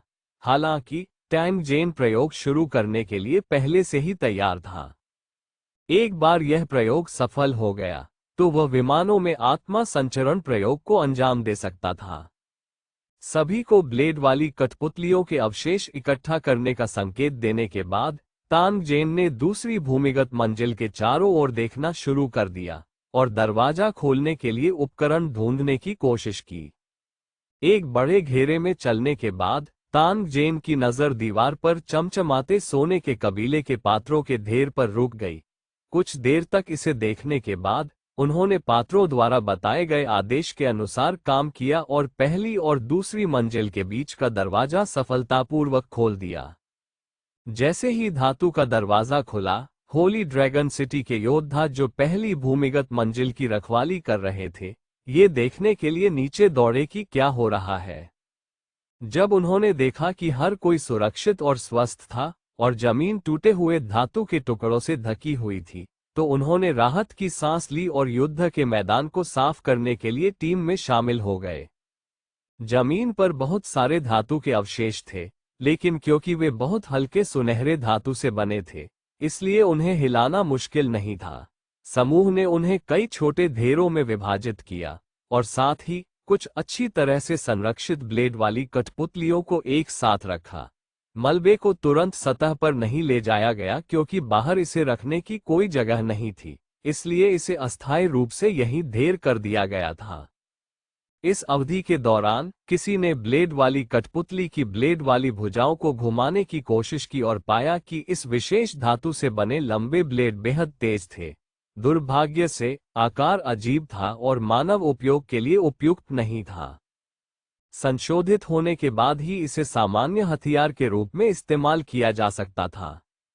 अभयारण्य की दूसरी भूमिगत मंजिल की सफाई से तानगजेन को वह दिमाग नहीं मिला जिसकी उसे तत्काल आवश्यकता थी। इसके कारण बाद के अन्वेषण में भी उनमें आत्मविश्वास की कमी हो गई। केवल स्वर्ग ही जानता था कि वहां स्थिति कैसी थी। यदि ये सभी यांत्रिक कठपुतलियां होती तो तानगजेन वास्तव में रोना चाहती, लेकिन उसके आंसू नहीं होते। तानगजेन, जो थोड़ा थका हुआ महसूस कर रहा था, धीरे धीरे अभयारण्य से बाहर चला गया। वह बाहर की तेज धूप में नहाया और घास की गंध सूंघी। तानगजेन ने नशे में गहरी सांस ली। उसे एक बड़ा पत्थर मिला जो धूप में बहुत गर्म था और वह आलस्य से बिना हिले डुले उस पर लेट गया। उसके चेहरे पर चमकती गर्म धूप का एहसास बहुत आरामदायक था। हर दिन वह पवित्र ड्रैगन सिटी के विकास में व्यस्त रहता था और उसे बाहरी दुनिया के दुश्मनों की जासूसी से भी बचाव करना पड़ता था। लड़ाई लगभग कभी नहीं रुकी थी। तानगजेन को थोड़ी थकान महसूस हुई। अब वह शांत हो गया और पत्थर पर लेट गया। वह वास्तव में बहुत जल्दी सो गया। वह नहीं जानता था कि वह कितनी देर तक सोया था। जब तानगजेन जागा तो आकाश पहले से ही तारों से भरा हुआ था। जब मोरोगजी यान और अन्य लोगों ने उसे जागते देखा तो वे ऊपर गए और उससे कुछ सवाल पूछे। तानगजेन ने मुस्कुराते हुए कहा, "ये ठीक है।" उसके बाद उन्होंने सभी को आराम करने के लिए वापस जाने दिया। जहां तक उसकी बात है, वह एक ब्लेड वाली कठपुतली के अवशेष ले गया और वापस जाकर उसका विस्तार से अध्ययन करने के लिए तैयार हुआ। पबफ्यूचर द्वारा विज्ञापन को फायदेमंद आपके लिए और अधिक अध्याय लाने में सहायता के लिए हमारा समर्थन करें। संपर्क करें। टॉस साइट मैप दान करें। अध्याय 146 शिकारी कुत्तों का हमला। अनुवादक 54,96,90,339। अगली सुबह तानगजेन अचानक तेज कदमों की आवाज से जाग गया। जैसे ही उसने अपनी आंखें खोली, उसने पवित्र ड्रैगन सिटी के एक सैनिक को तेजी से अंदर भागते हुए देखा। उसने चिंतित अभिव्यक्ति के साथ तानगजेन से कहा, "माय लॉर्ड, हमने अभी अभी बजरी के मैदान पर शिकारी कुत्तों का एक बड़ा समूह पाया है और वे घाटी की ओर जा रहे हैं। नेता ताइसेंग पहले ही अपने लोगों को लेकर आ चुके हैं और आपको भी जाने के लिए कह रहे हैं। ये सुनकर तांग जेन थोड़ा चौंका। उसने मानचित्र पर चारों ओर देखा और तुरंत पुष्टि की कि इस सैनिक की बातें सच थीं। अपना लबादा पहनने के बाद वो टावर से बाहर चला गया। तांग जेन ने मूल रूप से स्थिति की जांच करने के लिए शहर की दीवार के शीर्ष तक दौड़ने की योजना बनाई थी। हालांकि जब उसने पवित्र ड्रैगन सिटी के कुछ निवासियों को घबराए हुए भावों के साथ देखा, तो उसने तुरंत अपने शरीर को स्थिर किया और उदासीन भाव के साथ शहर की दीवार की ओर चल दिया। वो पवित्र ड्रैगन सिटी की रीढ़ थे। उनकी हर बात और हरकत को शहरवासी देखेंगे। ये ठीक इसी वजह से था कि तांग जेन घबराहट के कोई लक्षण नहीं दिखा सका, अन्यथा यह निवासियों को सामूहिक रूप से असहज कर देगा। उदाहरण के द्वारा नेतृत्व करना क्षण जितना अधिक महत्वपूर्ण होगा, प्रभाव उतना ही अधिक स्पष्ट होगा। ये देखकर कि सिटी लॉर्ड इतने शांत थे और बाहर के कोबोल्ड्स के हमले के बारे में चिंतित नहीं थे, भयभीत निवासी मदद नहीं कर सकते थे लेकिन आराम कर सकते थे और अपना काम जारी रख सकते थे। शहर की दीवार की सड़क पर कुछ ट्रैक्टर पूरी तरह से सशस्त्र सैनिकों और रक्षात्मक आपूर्ति लेकर आगे पीछे आ रहे थे। जब निवासी ने तांग जेन को देखा तो वह तुरंत रुक गया और तांग जेन को उन पर बैठने के लिए आमंत्रित किया। तांग जेन ने देर नहीं की और ट्रैक्टर के पीछे कूद गया। सिटी लॉर्ड को दृढ़ता से खड़ा देखने के बाद निवासी ने एक्सीलेटर पर कदम रखा और तेजी से भाग गया। जब तक तांग जेन शहर की दीवार पर पहुंचा, पवित्र ड्रैगन शहर के सभी सैनिक पहले ही इकट्ठे हो चुके थे। हर जगह पूरी तरह से सशस्त्र सैनिक थे और उनके चेहरे लड़ाई की भावना से भरे हुए थे। उनके पैरों के नीचे शहर की दीवार का हिस्सा तांग जेन द्वारा बेहद चौड़ा बनाया गया था। ये कुछ दर्जन मीटर चौड़ा था। जब ये सैनिक एकत्र हुए तो खड़े होने के लिए थोड़ी सी जगह भी नहीं बची। पब फ्यूचर द्वारा विज्ञापन 10 मशीन गनों को पत्थर और कंक्रीट से बनी फायरिंग पोजीशन पर मजबूती से स्थापित किया गया था। प्रत्येक मशीन गन पर 2 सैनिकों का पहरा था और उनके चारों ओर कई गोला बारूद के बक्से थे। स्वचालित राइफलों से लैस सैनिक भी दीवार पर फायरिंग पोजीशन पर खड़े थे। उन्होंने अपनी राइफलें फायरिंग होल से बाहर निकाली और दीवार के नीचे दुश्मनों को भूनने लगे। इन सैनिकों के बगल में मिश्रित धनुष, तेज तीरों के बंडल और स्टील पाइप से बने छोटे भाले थे। कुछ भालों पर अभी भी गहरे भूरे रंग के खून के धब्बे थे, जो दर्शाता है कि यह पहली बार नहीं था कि उनका उपयोग युद्ध में किया गया था। दीवार के पीछे कुछ दूरी पर मोटा और विमानभेदी मशीन गनें भी थीं। इस समय विशेष ऑपरेटर भी ऑर्डर की प्रतीक्षा कर रहे थे। उसने इवानोव से जो हथियार प्राप्त किए थे, वे पहले से ही पवित्र ड्रैगन शहर की सेना से सुसज्जित थे। हालांकि कई हथियारों का उपयोग नहीं किया गया था और उन्हें धूल खाने के लिए कोने में छोड़ दिया गया था। आज कोबोल्ड सेना शहर के द्वार पर आ गई थी। क्या उन्हें अपनी ताकत दिखाने का मौका मिलेगा? कल्टीवेटर युद्ध दल के नेता के रूप में कियान लोंग भी युद्ध दल के अन्य सदस्यों के साथ शहर की दीवार पर खड़ा था।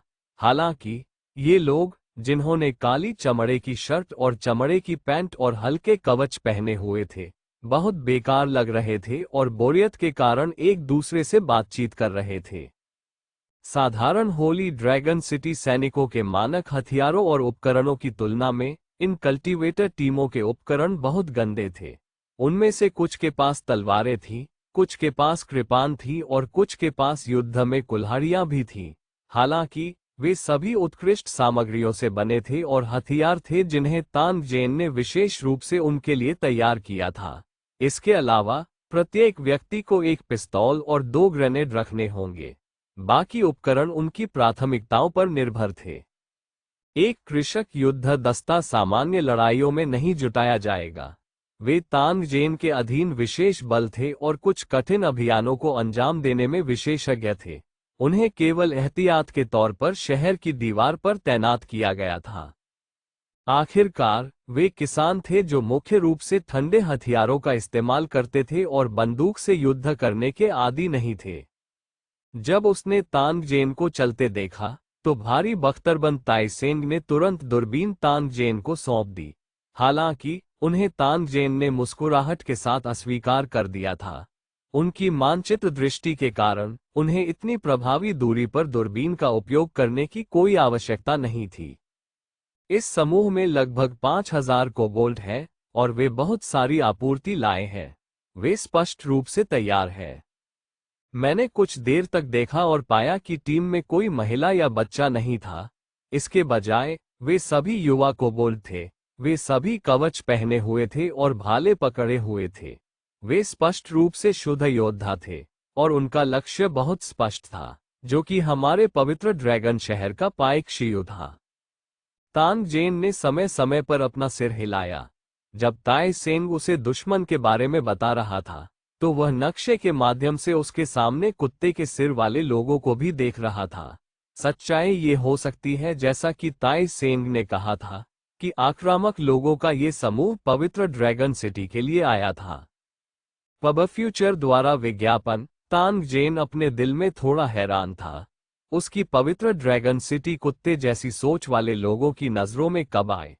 उनकी अच्छी तरह से तैयार उपस्थिति को देखकर वे सड़क पर लोगों को लूटने वाले कुत्ते सिर वाले लोगों की तरह नहीं थे।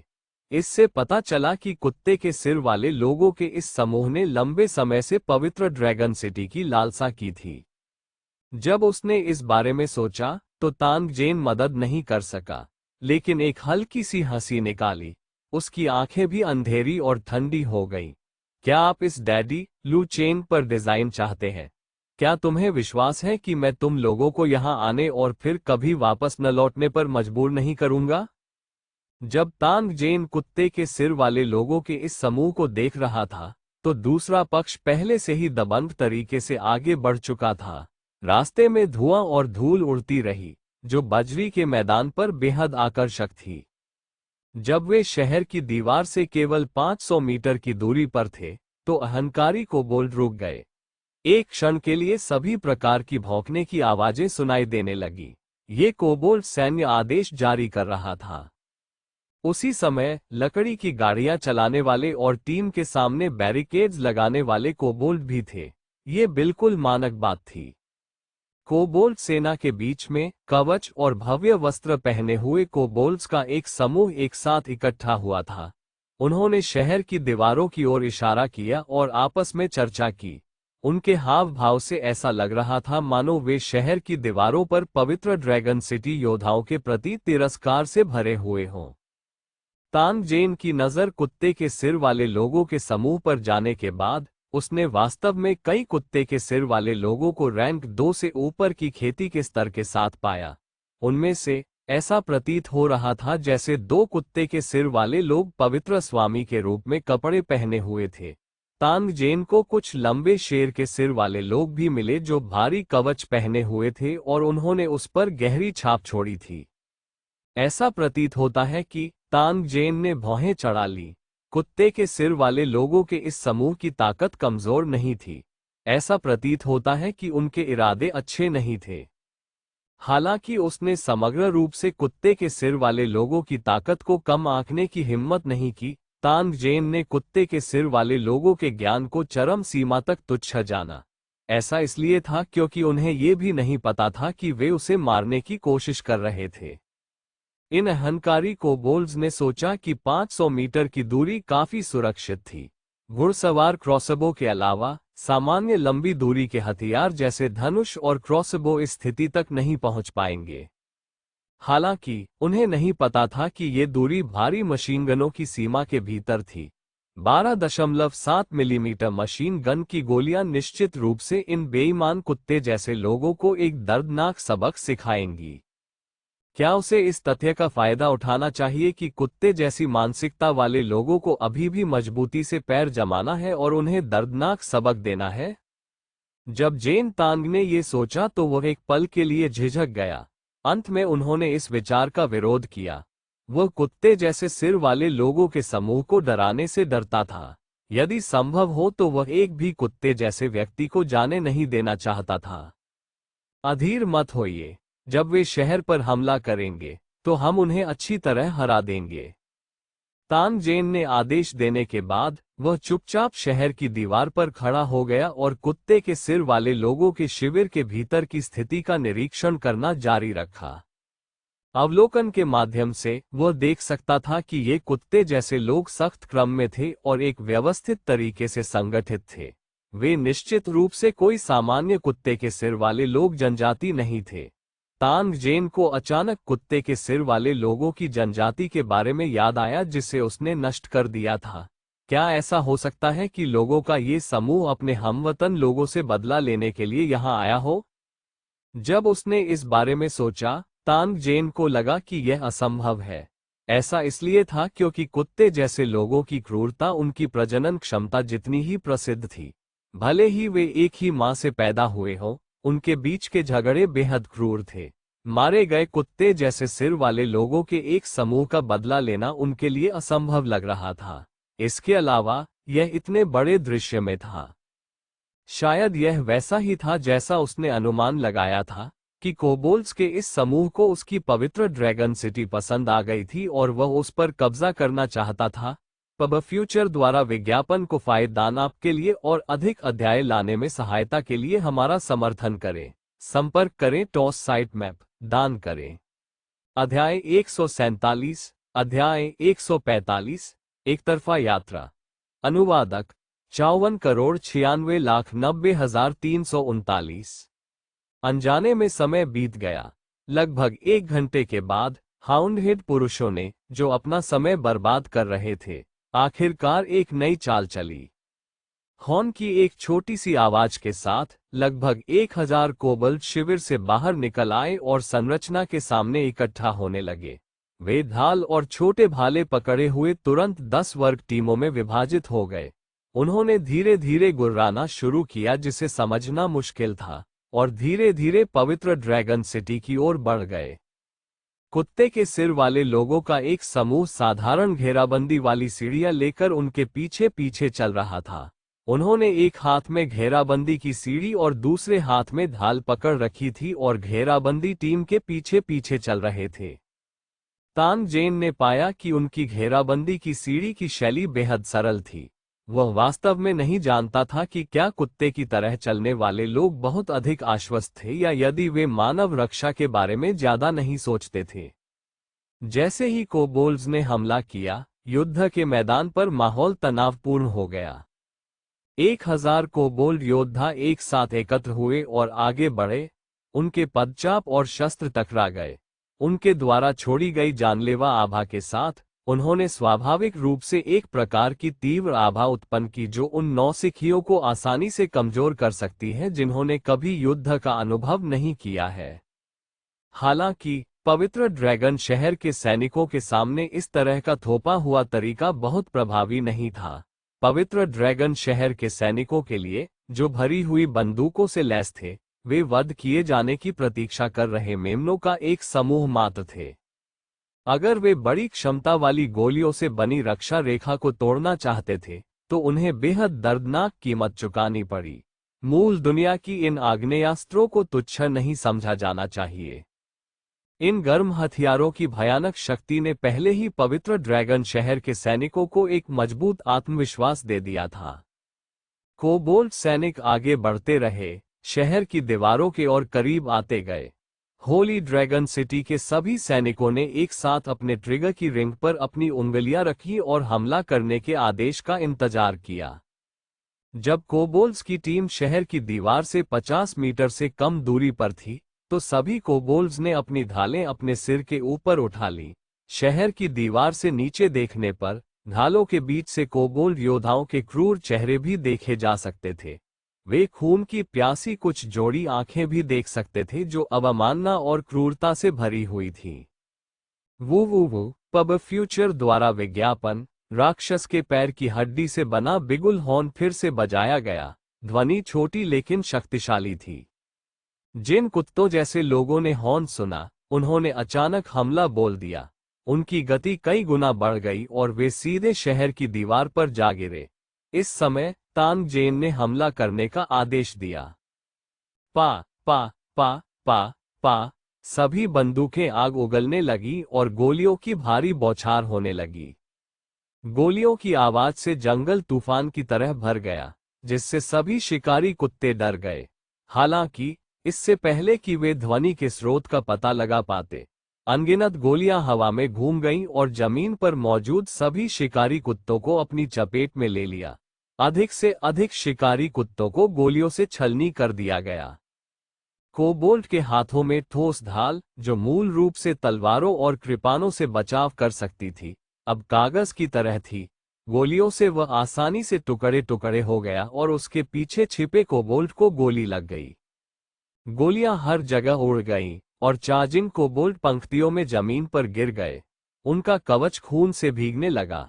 कुछ निरर्थक संघर्षों के बाद जमीन पर मौजूद कुछ कुत्तों जैसे लोगों ने उठने की कोशिश की, लेकिन उन्हें लगा कि उनका शरीर कमजोर होता जा रहा है। अगर वे खड़े होने में कामयाब भी हुए तो उन्हें एक बार फिर गोलियों से छलनी कर दिया गया। फिर वे गोलियों की जड़ता से नीचे गिर गए और फिर उठ नहीं सके। खून ने तुरंत होली ड्रैगन सिटी रेड के सामने की जमीन को रंग दिया। अनगिनत बजरी पर गोलियां लगी और हवा में धूल भर गई, लेकिन ये खून और कीमा की बढ़ती मात्रा को नहीं ढक सकी। हवा, जो मूल रूप से सूरज की रोशनी और घास की गंध से भरी हुई थी, उसकी जगह तुरंत खून और धुएं की गंध ने ले ली। कुत्ते के सिर वाले योद्धाओं की चीखें एक के बाद एक बढ़ती गईं।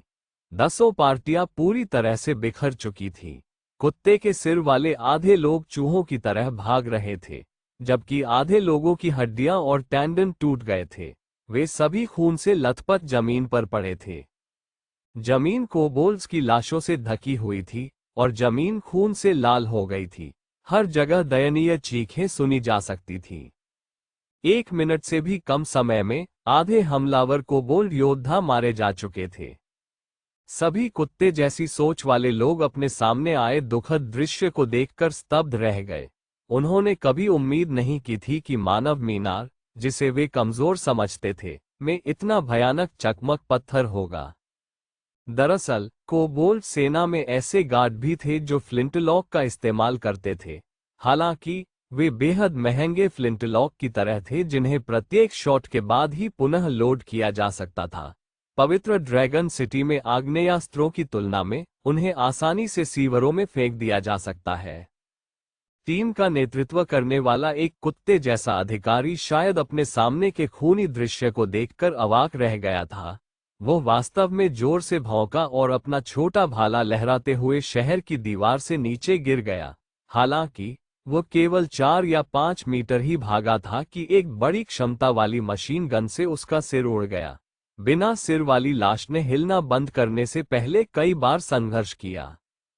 डॉग हेड मैन सैनिकों को पूरी तरह से हार में देखकर तान जेन ने तुरंत अपने पीछे एंटी एयरक्राफ्ट मशीन गन और मोटा को आग खोलने का संकेत दिया। लक्ष्य कुत्ते के सिर वाले पुरुषों का शिविर था, जो बहुत दूर नहीं था। हुश हुश हुश। शिविर में कुत्ते जैसे लोग अभी भी स्तब्ध थे, क्योंकि वे अपने साथियों की दुखद स्थिति को देख रहे थे। अचानक उन्हें एक अजीब आवाज सुनाई दी।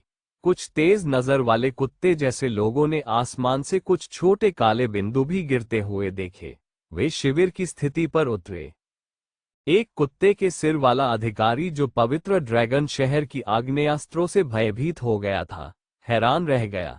उसे पहले ही एहसास हो गया था कि खतरा करीब आ रहा है और वह जोर से चिल्लाया, जल्दी से बचो, जल्दी से बचो।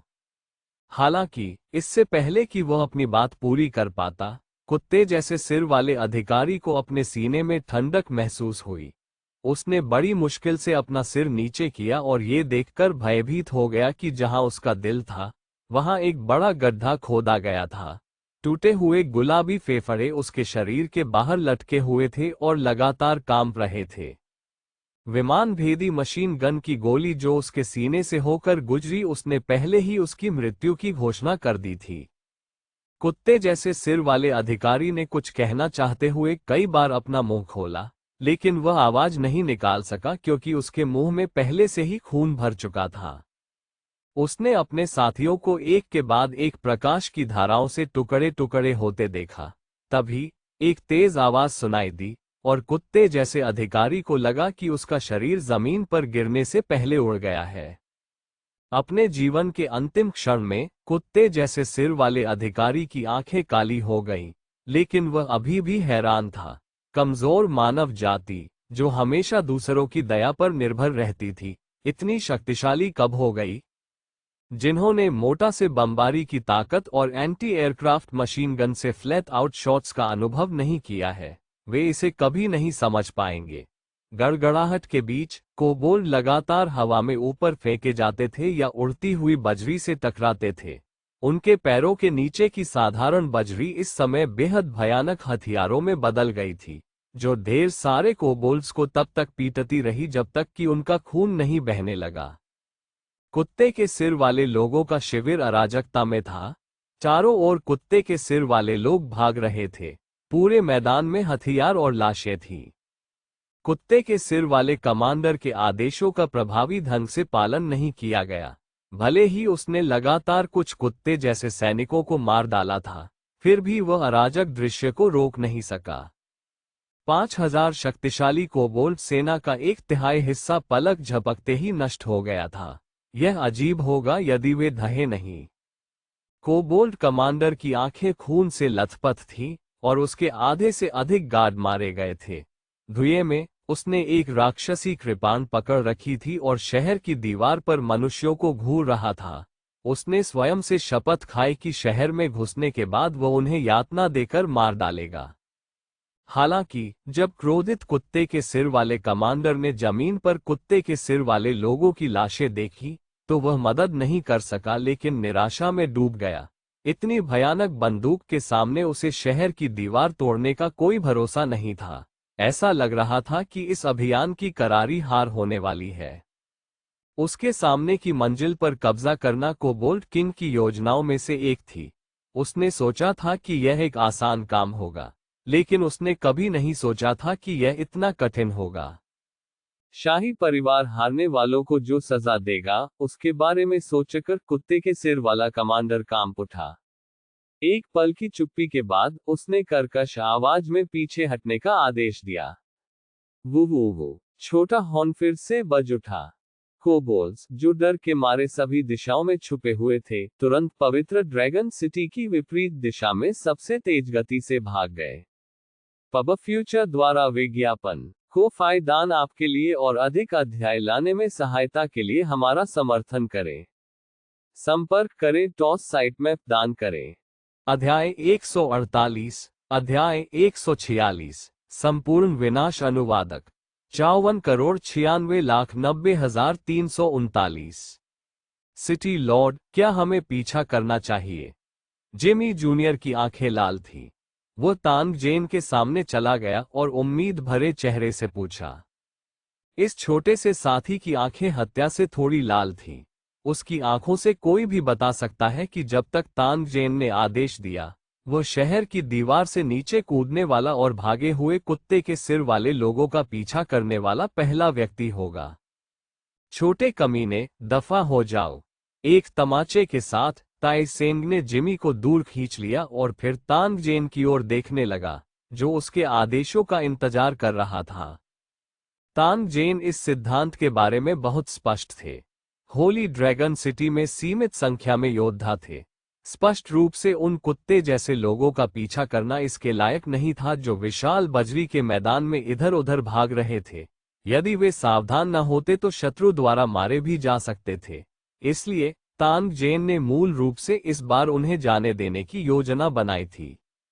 हालांकि जब उसने टायसन और अन्य लोगों के चेहरे पर हत्या के इरादे को देखा, तांग जेन ने इस विचार को दबा दिया और अपना हाथ लहराया। ऑफ रोड वाहन में बैठे और याद रखें कि बहुत दूर तक पीछा न करें। अगर स्थिति खराब हो जाए तो तुरंत पीछे हट जाएं। पब फ्यूचर द्वारा विज्ञापन। जी श्रीमान, चल दर। ताई सेंग दहाड़ने लगा और नीचे के लोगों ने तुरंत शहर के द्वार को अवरुद्ध करने वाले रेत के बोरों को हटाना शुरू कर दिया। उसी समय हत्यारों के एक समूह ने उत्साहपूर्वक शहर की दीवार के नीचे खड़े ऑफ रोड वाहनों को शुरू कर दिया। वाहन भारी मशीनगनों से भरा हुआ था और उसमें पर्याप्त गोला बारूद था, लेकिन उसमें बहुत कम लोग थे। अंत में ये लोग वे सभी वाहन ले आए जिन्हें चलाया जा सकता था। शहर की दीवार के नीचे वाहनों का ढेर खड़ा था, जो होली ड्रैगन सिटी के सैनिकों से भरा हुआ था, जो उत्साह में अपने हाथ रगड़ रहे थे। जब ताई सेंग ने देखा कि रेत की बोरियों के परिवहन की गति बहुत धीमी है, तो वह इतना चिंतित हुआ कि उसने अपने पैर पटक दिए। फिर उसने तांग जेन की ओर विनती और प्रशंसा भरी दृष्टि से देखा। उसका इरादा स्पष्ट था, वो शहर के भगवान से इन रेत की बोरियों को इकट्ठा करने में मदद करने के लिए कह रहा था। ये देखकर तांग जेन ने अपना सिर हिला दिया।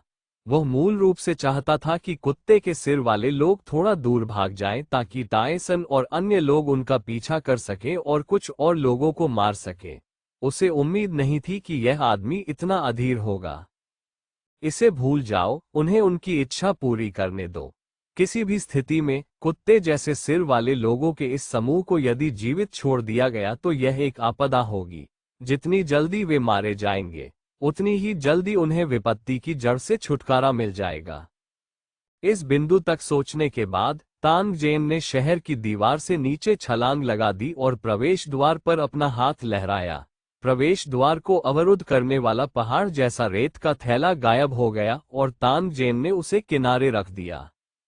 शहर भगवान बहुत शक्तिशाली है। ताई सेंग द्वारा अनुपस्थित दिमाग से उसकी चापलूसी करने के बाद वह तुरंत कार में कूद गया और पीछे की ओर चिल्लाया, आप सभी चक इन चार्ज। जैसे ही उन्होंने बोलना समाप्त किया, ऑफ रोड वाहन चला रहे होली ड्रैगन सिटी सैनिक ने एक्सीलेटर पर कदम रखा और बाहर निकल गया। कियान लोंग ताई सेंग की तरह अधीर नहीं था और कल्टीवेटर बैटल टीम के सदस्यों के साथ गाड़ी में चुपचाप बैठा था। लेकिन किसने सोचा होगा कि जैसे ही शहर का गेट साफ हो जाएगा, वो सबसे पहले बाहर निकल जाएगा। गाड़ी के पहिए धूल के बादल उड़ा रहे होंगे। पब फ्यूचर द्वारा विज्ञापन, उनके पीछे कई ऑफ रोड वाहन, ट्रैक्टर, मोटरसाइकिल और यहां तक कि कुछ इलेक्ट्रिक 3 पहिया वाहन भी थे। वे सभी पवित्र ड्रैगन शहर के सैनिकों से भरे हुए थे। जेन टैंग को समझ नहीं आ रहा था कि इस दृश्य पर हंसें या रोएं। होली ड्रैगन सिटी के सैनिकों के समूह को हत्या के इरादे से जाते हुए देखकर तांग जेन ने अपना हाथ लहराया और होली ड्रैगन सिटी के कुछ प्रबंधन कर्मचारियों को बुलाया। शहर की दीवार के नीचे कोबोल्ट की लाशों को साफ करना पड़ा, अन्यथा वे मांस खाने वाले राक्षसों को आकर्षित करेंगे और प्लेग फैलने का कारण बनेंगे। पराजित कोबोल्ट सैनिक पहले ही इस क्षेत्र को छोड़ चुके थे और अवरुद्ध शहर का प्रवेश द्वार पहले ही खोल दिया गया था। इसके बाद पवित्र ड्रैगन सिटी के सभी निवासी बाहर चले गए और लाशों को मात्र वृक्ष तक पहुंचाया। पवित्र ड्रैगन सिटी के निराश सैनिकों को कुछ निर्देश देने के बाद, जो शहर की रक्षा के लिए पीछे रह गए थे, तांग जेन का शरीर बिजली की तरह चमक रहा था क्योंकि वह तेजी से उस दिशा में चला गया जहां ताई सेंग और अन्य गायब हो गए थे। बजरी के मैदान पर अनगिनत कोबोल्ट सैनिकों ने अपने हेलमेट और कवच छोड़ दिए थे और अपनी जीभ बाहर निकालकर आगे बढ़ रहे थे। उनकी वर्तमान उपस्थिति अत्यंत दयनीय थी। जब वे पहली बार आए थे तो वे उस अहंकार और उच्च उत्साही रवैये से बहुत दूर थे। होली ड्रैगन सिटी के सामने हुए खूनी नरसंहार ने उन्हें बादलों से नरक में भेज दिया था। कोबोल्ट सेना, जो शहरों पर हमला करने के मामले में हमेशा अजेय रही थी, को आखिरकार इस बार बड़ी हार का सामना करना पड़ा। वहां मूल रूप से 5000 सैनिक थे, लेकिन अब केवल 3000 ही बचे हैं। वे सभी घायल थे और हताश दिख रहे थे। उनका मनोबल गिर गया था और समय समय पर कुछ रक्तरंजित कोबोल्ट जमीन पर गिर जाते थे और फिर कभी नहीं उठते थे। कुत्ते के सिर वाले लोगों का कमांडर एक क्रूर विशाल कुत्ते पर सवार था। उनके शरीर का कवच अस्त व्यस्त था और उनके निजी गार्डों ने एक शब्द भी नहीं कहा। इस बार उन्हें करारी हार का सामना करना पड़ा, इसलिए उन्हें दंडित किया जाना और उनका उपहास होना तय था। न केवल खून बहने बल्कि बदनामी झेलने के विचार से कौन खुश हो सकता है? योद्धाओं को इकट्ठा करो। जो लोग गंभीर रूप से घायल हैं उन्हें अपने रास्ते जाने दें। कुत्ते जैसे सिर वाले कमांडर का चेहरा जीवन के उतार चढ़ाव से भरा हुआ था, जैसे कि वह बहुत बूढ़ा हो गया हो। उद्धरण चिन्ह। पब फ्यूचर द्वारा विज्ञापन। जैसे ही यह बोलना समाप्त हुआ, कुत्ते के सिर वाले कई योद्धा घबराए हुए दिखे। उसी समय एक जोर की दहाड़ सुनाई दी। कुत्ते के सिर वाले आदमी कमांडर, जो मानसिक और शारीरिक रूप से थका हुआ था, ने तुरंत आवाज की दिशा में देखा और चिल्लाया, घबराओ मत, या मैं तुम्हें बिना दया के मार डालूंगा। हालांकि जब उसने ध्वनि का स्रोत देखा तो वह इतना क्रोधित हुआ कि उसकी आंखें लगभग बाहर आ गईं। साथ ही ऐसा महसूस हुआ मानो उसके शरीर की सारी ताकत चूस ली गई हो। उसकी भुजाएं, जो कृपाण को ऊंचा उठाए हुए थीं, शिथिल होकर गिर पड़ी। वह अपने आप से बुदबुदाया, मानव पागलों का ये झुंड, क्या वे हम सभी को मारने की कोशिश कर रहे हैं? उद्धरण चिन्ह। गर्जना तेज और तेज हो गई, और जैसे ही धूल हवा में भर गई, कुत्ते के सिर वाले सैनिक स्पष्ट रूप से उन मानव योद्धाओं के चेहरे देख सकते थे जो अजीब वाहनों में सवार थे, और उनके चेहरे जानलेवा इरादे से भरे हुए थे। क्या कोबोल्ड वॉरियर्स के चेहरे पर ऐसे भाव नहीं आने चाहिए? कमजोर इंसानों के चेहरे पर क्यों झलक रहा था? क्या दुनिया बदलने वाली थी? डर तेजी से भड़क उठा। पवित्र ड्रैगन शहर की आग्नेयास्त्रों की शक्ति ने उनके दिलों में एक अमिट छाया छोड़ दी थी। जब उन्होंने अपने साथियों को उन हथियारों से टुकड़े टुकड़े कर दिए जाने के भयानक दृश्य के बारे में सोचा, तो कई कोबोल्ड मदद नहीं कर सके, लेकिन विलाप करने लगे और जमीन पर गिर पड़े। कोबोल्ड कमांडर को ऐसा लग रहा था कि वह जीवित हो गया है, क्योंकि वह अपने बगल में बिखरे हुए सैनिकों पर दहाड़ रहा था। कुत्ते के सिर वाले लोग आत्मसमर्पण करने के बजाय मरना पसंद करेंगे। ऐसे कोई कायर नहीं है जो घुटनों के बल मर जाए। ऐसा लगता है जैसे हम वापस नहीं जा सकते। आइए मौत से लड़ें और इन तुच्छ इंसानों को हम कुत्ते जैसी मानसिकता वाले लोगों का साहस और रीढ़ दिखाएं। इससे पहले कि वह अपनी बात पूरी कर पाता, बूढ़ा कोबोल्ड कमांडर दहाड़ने लगा और अपनी कृपाण लहराते हुए पवित्र ड्रैगन शहर के काफिले पर झपटा। मूल रूप से उदास कोबोल्ड्स ने जब ये देखा तो तुरंत उनका मनोबल वापस आ गया। जैसे ही उन्होंने अपने नुकीले दांत निकाले, उनकी आंखें खून से लथपथ हो गईं। वे दहाड़ते हुए उसके पीछे हो लिए। उनमें से कुछ ने छोटे भाले लहराए, कुछ ने पत्थर लहराए, और कुछ ने हथियार के रूप में उपयोग करने के लिए मृत कोबोल्ड की भुजाओं को भी फाड़ दिया। उनके चेहरे पागलपन और दृढ़ संकल्प से भरे हुए थे। जैसे ही चार्जिंग कोबोल्ड्स पर गोलियां बरसने लगी तो गोलीबारी की आवाजें आने लगी। खून के छींटों ने कोबोल्ड्स के कवच को भिगो दिया, लेकिन इससे उनकी गति नहीं रुकी। गोलियां लगने के बाद उन्होंने न चाहते हुए भी अपनी आंखें बंद कर लीं। जिस रास्ते पर कुत्ते के सिर वाले लोग गए उसका हर इंच लाशों से ढका हुआ था। हालांकि शेष कुत्ते के सिर वाले लोगों ने अभी भी अपने साथियों के शरीर पर कदम रखा और तब तक हमला करना जारी रखा जब तक कि उनके शरीर ने उनके साथियों के शरीर को ढक नहीं दिया। मशीन गन ग्रेनेड से कोबोल्ड कमांडर पूरी तरह से नष्ट हो गया था, लेकिन अपने जीवन के आखिरी क्षण में भी वह पीछे नहीं हटा। गोलियां बंद हो गईं और युद्ध क्षेत्र शांत हो गया। समय समय पर केवल कोबोल्ड के मरने की आवाज ही सुनी जा सकती थी। पवित्र ड्रैगन सिटी के किसी भी योद्धा ने बात नहीं की। वे चुपचाप बजरी के मैदान को देखते रहे जो कोबोल्ड के अवशेषों से भरा हुआ था, जैसे कि वे उनके लिए शोक मना रहे हों। यद्यपि वे शिकारी आदमी थे, और यद्यपि मनुष्य और विदेशी नस्लें असंगत थीं, वे अपने विरोधियों का अनादर नहीं कर सकते थे जो मौत से नहीं डरते थे। तान जेन ने चुपचाप उसके सामने का दृश्य देखा। हालांकि उसने चुपचाप अपने दिल में आह भरी। यद्यपि उसने आक्रमणकारी कोबोल्ड्स का सफाया कर दिया था, लेकिन विदेशी जनजाति की दृढ़ इच्छाशक्ति ने उसे और अधिक जागरूक बना दिया कि यदि पवित्र ड्रैगन सिटी उठना चाहता है, तो उसे रक्त, मांस और हड्डियों से भरी सड़क पर कदम रखना तय था। फिर भी तान जेन ने कभी भी आधा कदम पीछे हटने के बारे में नहीं सोचा था। पब फ्यूचर द्वारा विज्ञापन को फायदेमंद आपके लिए और अधिक अध्याय लाने में सहायता के लिए हमारा समर्थन करें। संपर्क करें टॉस साइट मैप दान करें। अध्याय 149 उजागर _ एक अनुवादक। 54,96,90,339 पवित्र ड्रैगन वैली में तांग जेन अपनी पीठ के पीछे हाथ रखकर मात्र वृक्ष के नीचे खड़ा था। मात्र वृक्ष के चारों ओर जो राक्षसी लाशें ढेर लगाई गई थीं, उनका उपयोग किया जा चुका था। अब जमीन पर केवल हड्डियां ही बची थीं। हजारों कोबोल्ड लाशों को फेंक दिया गया, जिससे जमीन सफेद हड्डियों की मोटी परत से ढक गई। मात्र वृक्ष की जड़ें अनगिनत छटपटाते सांपों की तरह थीं, जो उन्हें लपेटे हुए थीं। तांग जेन ने देखा कि मात्र वृक्ष बहुत तेजी से बढ़ रहा था। कुछ ही दिनों में इसका तना काफी मोटा हो गया था। इसकी जड़ों का घनत्व 2 गुना से भी ज्यादा हो गया था और पोषक तत्वों को अवशोषित करने की क्षमता भी काफी बढ़ गई थी। कड़ी मेहनत करो, थोड़ी देर के बाद मैं आपके पोषक तत्वों की भरपाई के लिए कुछ उच्च स्तरीय राक्षस लाऊंगा। तांग जेन ने मात्र वृक्ष की ओर देखा और मुस्कुराते हुए कहा। हालांकि उन्हें उम्मीद नहीं थी कि जैसे ही उनका बोलना खत्म होगा, मात्र वृक्ष हुआ ध्वनि निकालेगा। इसकी पत्तियां ऐसे हिली मानो वे तांग जेन की हरकतों का विरोध कर रही हों।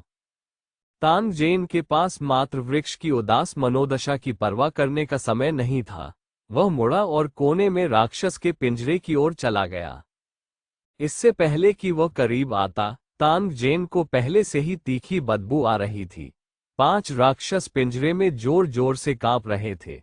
उनके पैर पहले ही ठीक हो चुके थे और अब एक मोटी लोहे की जंजीर से बंद थे। राक्षस की गर्दन पर एक चांदी सफेद कौला था। यदि ये राक्षस अवज्ञाकारी होते तो कौला द्वारा छोड़े गए उच्च वोल्टेज से वे हिल जाते। कुछ नुकसान झेलने के बाद मूल रूप से विद्रोही राक्षस कहीं अधिक आज्ञाकारी हो गए थे। होली ड्रैगन सिटी के कुछ नागरिक राक्षस के पिंजरे के आसपास थे, इशारा कर रहे थे और राक्षस के भोजन में कुछ विशेष पाउडर डालते हुए कुछ के बारे में बात कर रहे थे। ये निवासी राक्षसों को पालतू बनाने और प्रशिक्षण देने में विशेषज्ञ थे।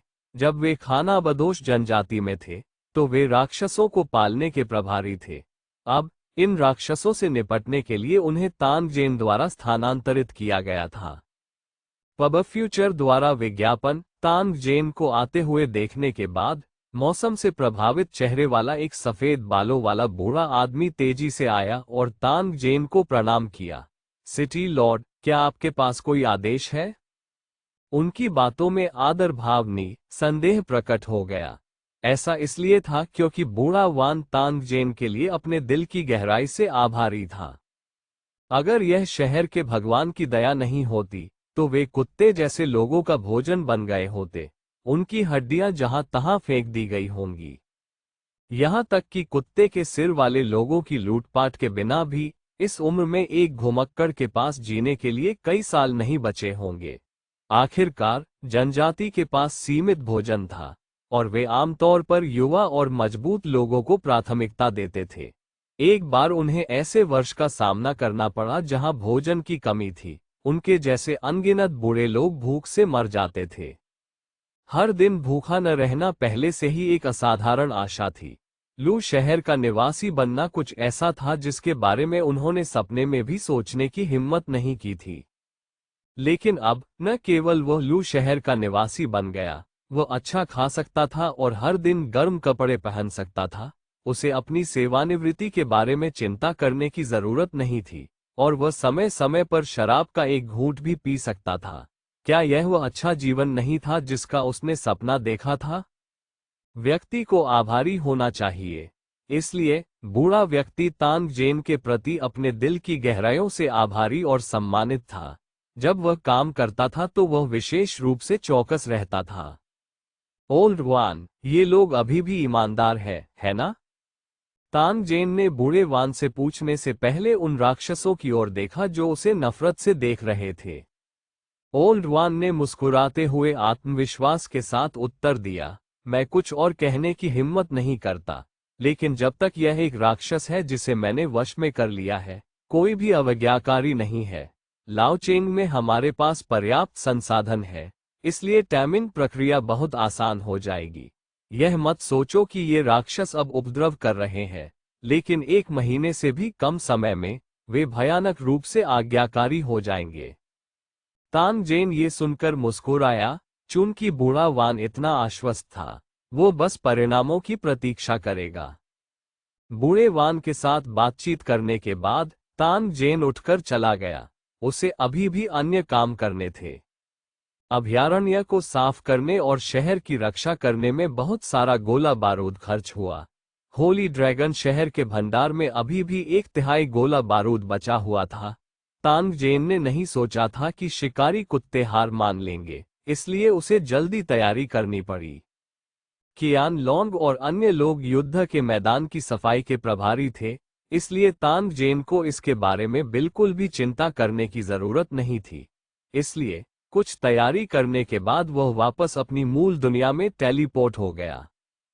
तांग जेन गोदाम में दिखाई दिया। इधर उधर देखने के बाद उसे पता चला कि पीटर यहाँ नहीं है। वो दूसरे पक्ष से संपर्क करने के लिए अपना मोबाइल फोन निकालने ही वाला था कि अचानक उसकी अभिव्यक्ति बदल गई। उसके हाथ में बिजली की तरह पिस्तौल दिखाई दी। पा बुलेट प्रूफ जैकेट पहने एक साहसी व्यक्ति को तांग जेन ने बाह में गोली मार दी और उसके हाथ में मौजूद राइफल जमीन पर गिर गई। ऐसा लग रहा था जैसे इस शॉट ने किसी सीन के घोंसले में हलचल मचा दी हो। तुरंत सभी दिशाओं से 1 दर्जन से अधिक काले थूथन आए और अचानक तीव्र गोलीबारी शुरू हो गई। एक पल में तांग जेन को पहले ही पता चल गया था कि इन हथियारबंद लोगों की पहचान सरल नहीं थी। उनके उपकरण और पहचान से वे आइस बियर एलायंस के विशेष लड़ाकू कर्मी होने की संभावना थी। इन लोगों को ये जगह कैसे मिली? इवानोव को क्या हुआ? तांग जेन के दिल में कई संदेह थे। हालांकि इससे पहले उसे इस जगह से निकलना पड़ा और इवानोव से संपर्क करके पता लगाना पड़ा कि क्या हुआ था। जिस क्षण गोली की आवाज सुनाई दी, तांग जेन पहले ही बिजली की तरह गोदाम के कोने में पहुंच गई थी और कठोर ईंट की दीवार पर लात मारी थी। एक उछाल सुनाई दिया और उसकी लात से मोटी ईंट की दीवार ढह गई। आइस बियर एलायंस के सदस्य, जो तांग जेन के आसपास के प्रभारी थे, हैरान थे। किसी ने नहीं सोचा था कि तांग जेन वास्तव में इस पद से बाहर हो जाएगी। तांग जेन को दीवार के छेद से बाहर आते देख विशेष लड़ाकू सदस्यों, जो सतर्क हो गए थे, ने तुरंत गोलियां चला दी। हालांकि वे तांग जेन को रोकने में असमर्थ थे, जो जंगल में भाग गया था। एक पल के लिए पूरे गोदाम में अफरा तफरी मच गई। पुलिस का सायरन बजता रहा। मैदान पूरी तरह से सशस्त्र आइस बियर एलायंस विशेष बलों से भरा हुआ था। वे तांग जेन को पकड़ने की कोशिश में एक के बाद एक जंगल में भागे। आसमान में एक हेलीकॉप्टर ने तांग जेन पर ताला लगा दिया था और समय समय पर उसकी स्थिति की सूचना दी थी। उसी समय उसे भागने से रोकने की कोशिश में लोग हेलीकॉप्टर से गोलीबारी कर रहे थे। तांग जेन की अजीब गति और फुर्तीली हरकतों को देखकर हेलीकॉप्टर का पायलट शाप देने के अलावा कुछ नहीं कर सका। धिक्कार है, क्या यह एशियाई बच्चा उत्तेजक पदार्थों का सेवन करने वाला बंदर है? तांग जेन ने भी आसमान में हेलीकॉप्टर को देखा था। यह इसके अस्तित्व के कारण ही था कि तांग जेन ने टेलीपोर्टेशन को सक्रिय करने और सबके सामने छोड़ने की हिम्मत नहीं की। ऐसा इसलिए क्योंकि ऐसा करना उसका राज सबके सामने उजागर करने के बराबर होगा। यह निश्चित रूप से वो दृश्य नहीं था जिसे तांग जेन देखना चाहता था। इसलिए उसे पीछा करने के इस उबाऊ खेल में भाग लेना था और एक आदर्श बच निकलना था। इसके अलावा वो इस अवधि के दौरान बहुत अधिक विशिष्टता नहीं दिखा सके, अन्यथा वो भविष्य में शांति से नहीं रह पाएंगे। तांग जेन ने ये सोचने के बाद एक बार फिर अपनी गति कम कर दी। वह अपने पीछे विशेष लड़ाकू कर्मियों के साथ लुका छिपी का खेल खेलने लगा। साथ ही उसने जवाबी कार्रवाई के लिए लगातार अपनी पिस्तौल का इस्तेमाल किया। उसकी सटीकता के कारण उसका पीछा करने वालों को कष्ट उठाना पड़ा। एक छोटी पिस्तौल ने वास्तव में कई विशेष लड़ाकू कर्मियों को सबमशीन बंदूकों से दबा दिया, जिससे उन्हें अपना चेहरा दिखाने की हिम्मत नहीं हुई।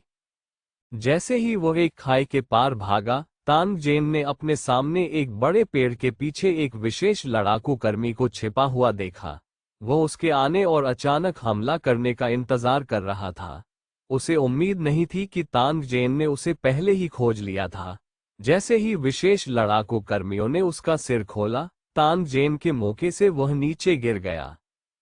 इस विशेष लड़ाकू कर्मियों से छुटकारा पाने के बाद तांग जेन, जो पहले से ही जंगल के किनारे तक भाग गया था, घूम गया और आकाश में हेलीकॉप्टर पर नजर डाली। उसने तिरस्कार करते हुए अपनी मध्यमा उंगली दी और किनारे की छोटी सी गली में चला गया।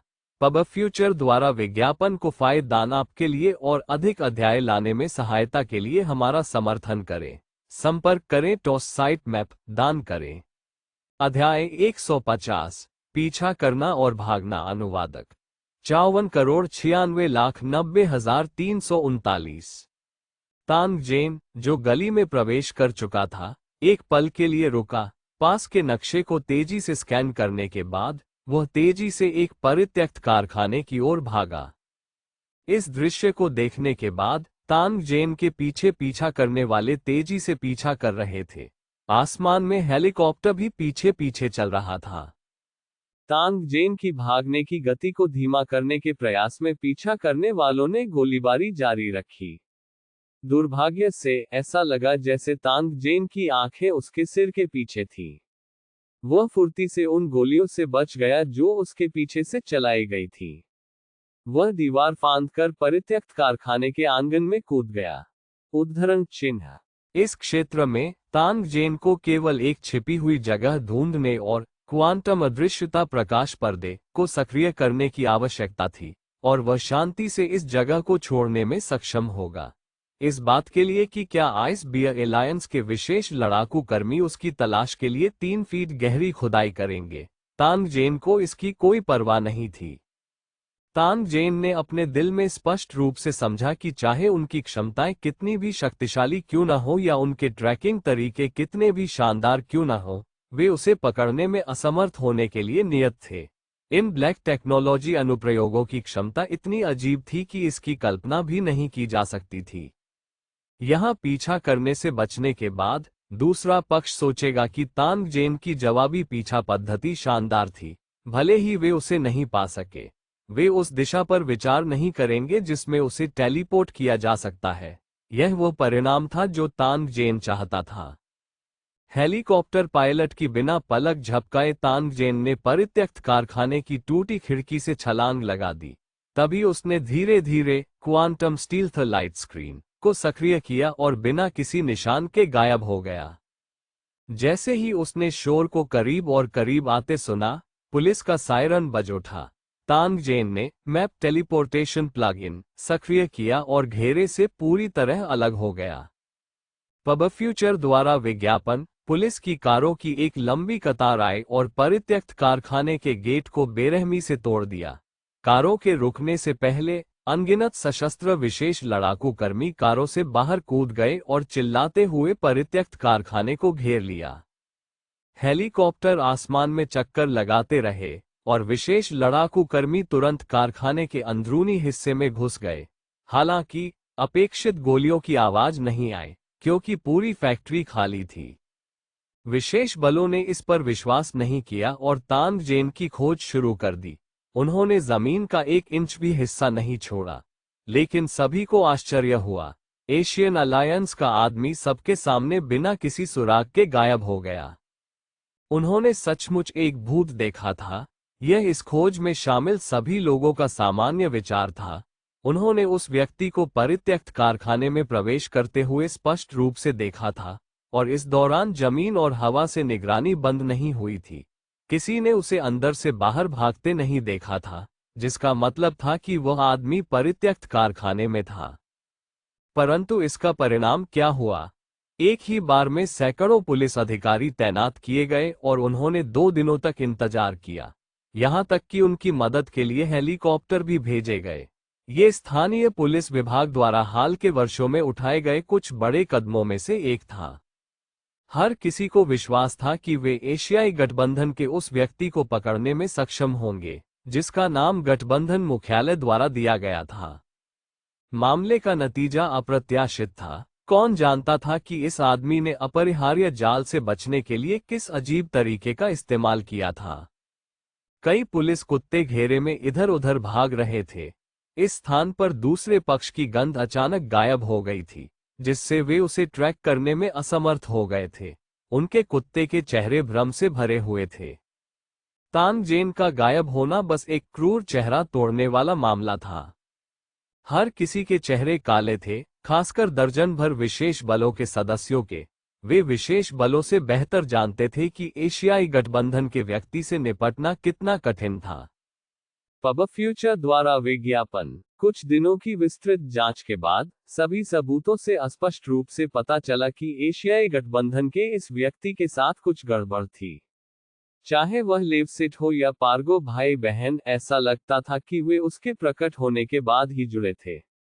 उद्धरण चिन्ह।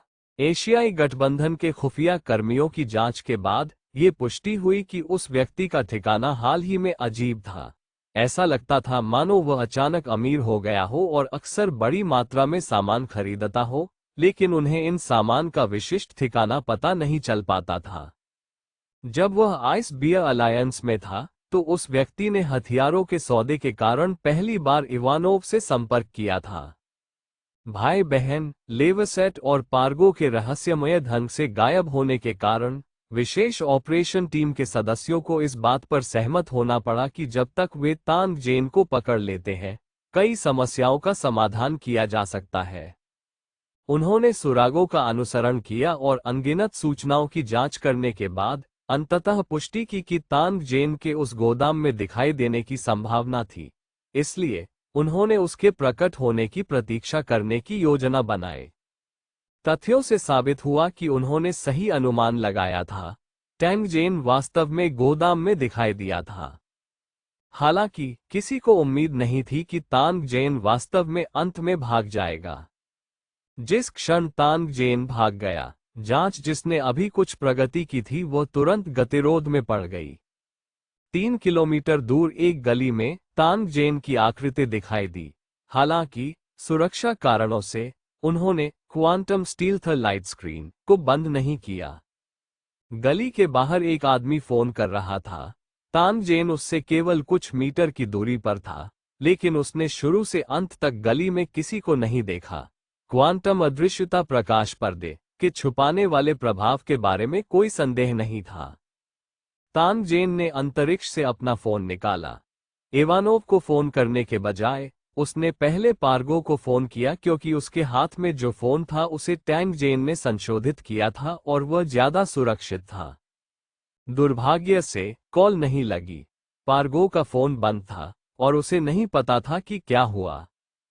इसके बाद तांग जेन ने इवानोव, पीटर और नताशा को बुलाने की कोशिश की। नतीजा ये हुआ कि बिना किसी अपवाद के उन सभी के फोन बंद हो गए। इससे तांग जेन को मामले की गंभीरता का एहसास हुआ। इवानोव और अन्य लोगों को पुलिस का पीछा करना पड़ रहा था, लेकिन ये लड़का हमेशा बहुत सतर्क रहता था। ये कहना अतिशयोक्ति नहीं होगी कि वह थरी बरोअर्स वाला एक चालाक खरगोश था। कोई बड़ी समस्या नहीं होनी चाहिए। अब चूंकि उससे संपर्क नहीं हो पा रहा था तो शायद वह अपने छिपने के स्थान को उजागर नहीं करना चाहता था। ये खत्म होने के बाद वह निश्चित रूप से उससे संपर्क करने का एक रास्ता खोज लेगा। उसके समर्थन के बिना न केवल पुनर्जन्म वेदी का रखरखाव नहीं किया जा सकेगा, बल्कि उसके पास जीने के लिए कई साल भी नहीं बचे होंगे। तांग जेन ने इवानोव को पहले ही अपने रथ से मजबूती से बांध दिया था।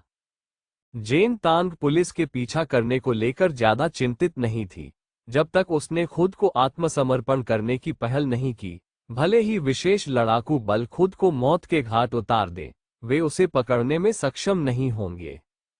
हालांकि उसी समय नुकसान भी सामने आया, यानी काम चलाने के प्रभारी अधीनस्थ के भाग जाने के बाद तांग जेन को भविष्य में कुछ समय के लिए सब कुछ खुद ही करना होगा। लोगों को खोना ठीक था, लेकिन पैसे की कमी नहीं हो सकती, अन्यथा कुछ नहीं किया जा सकता। सौभाग्य से उसके भंडारण स्थान में कई बैंक कार्ड और बड़ी मात्रा में नकदी थी। ये रत्नों की बिक्री से हुआ मुनाफा था। तांग जेन ने इसका आधा हिस्सा अपने पास रखा और बाकी इवानोव को दे दिया।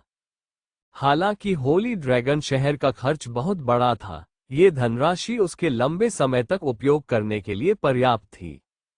हालांकि इससे पहले उसे जल्द से जल्द आइस बियर एलायंस छोड़ना पड़ा, क्योंकि तांग जेन को हल्का सा महसूस हो रहा था कि एक अदृश्य विशाल जाल उसकी ओर आ रहा है।